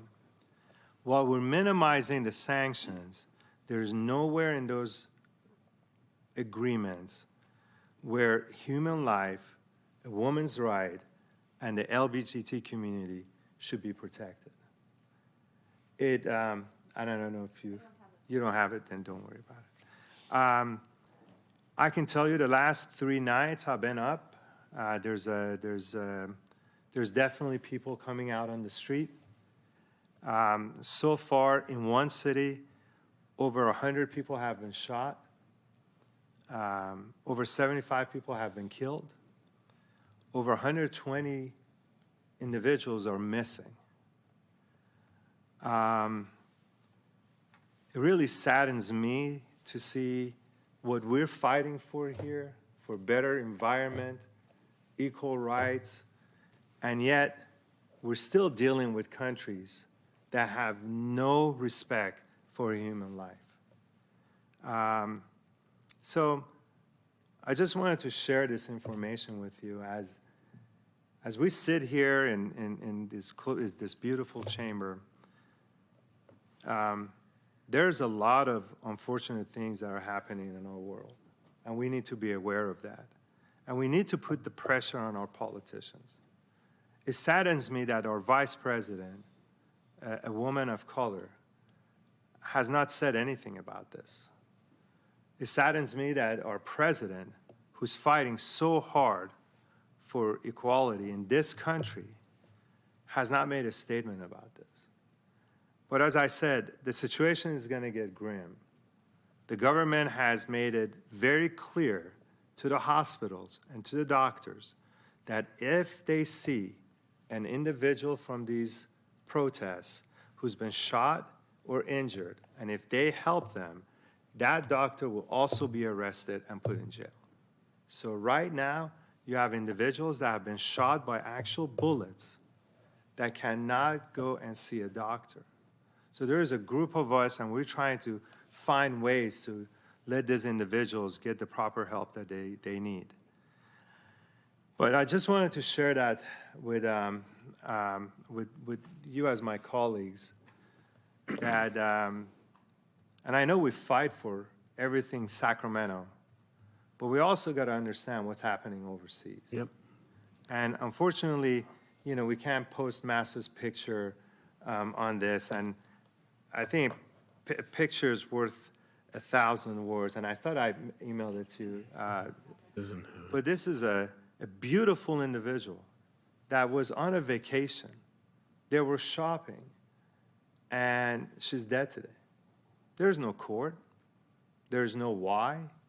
The government came and said she had a heart attack, and she died. She's had 0 records of heart attacks.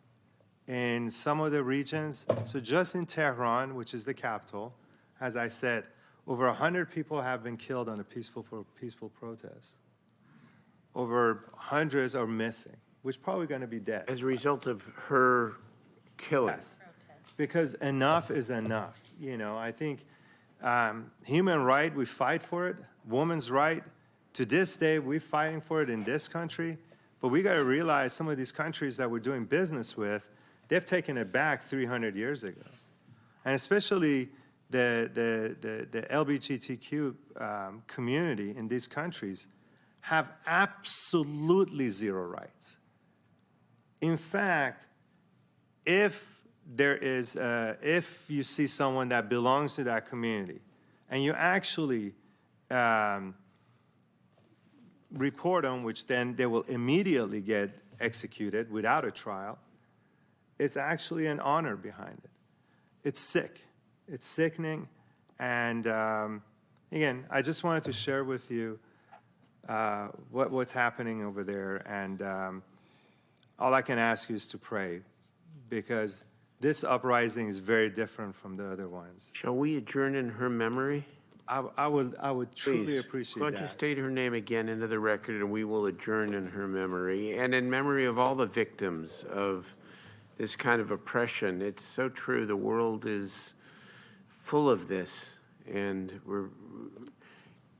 I'm so glad you raised it tonight, just to remember people who deserve to be remembered. Sean? And thank you very much, Mr. Mayor. Mahsa Amini is the person's name. And I'm praying, so is my family that's over there and my friends, that with her name and her energy, that this uprising will be that wave that we need. But we also got to ask our federal government, stop negotiating with governments that have zero respect for humanity. Stop negotiating with governments that have zero respect for women's rights. Stop negotiating with countries that do not understand or respect the LGBTQ community. Thank you very much. And in the name of Mahsa Amini, I would like to end tonight's council meeting. In her memory, we are adjourned. Thank you.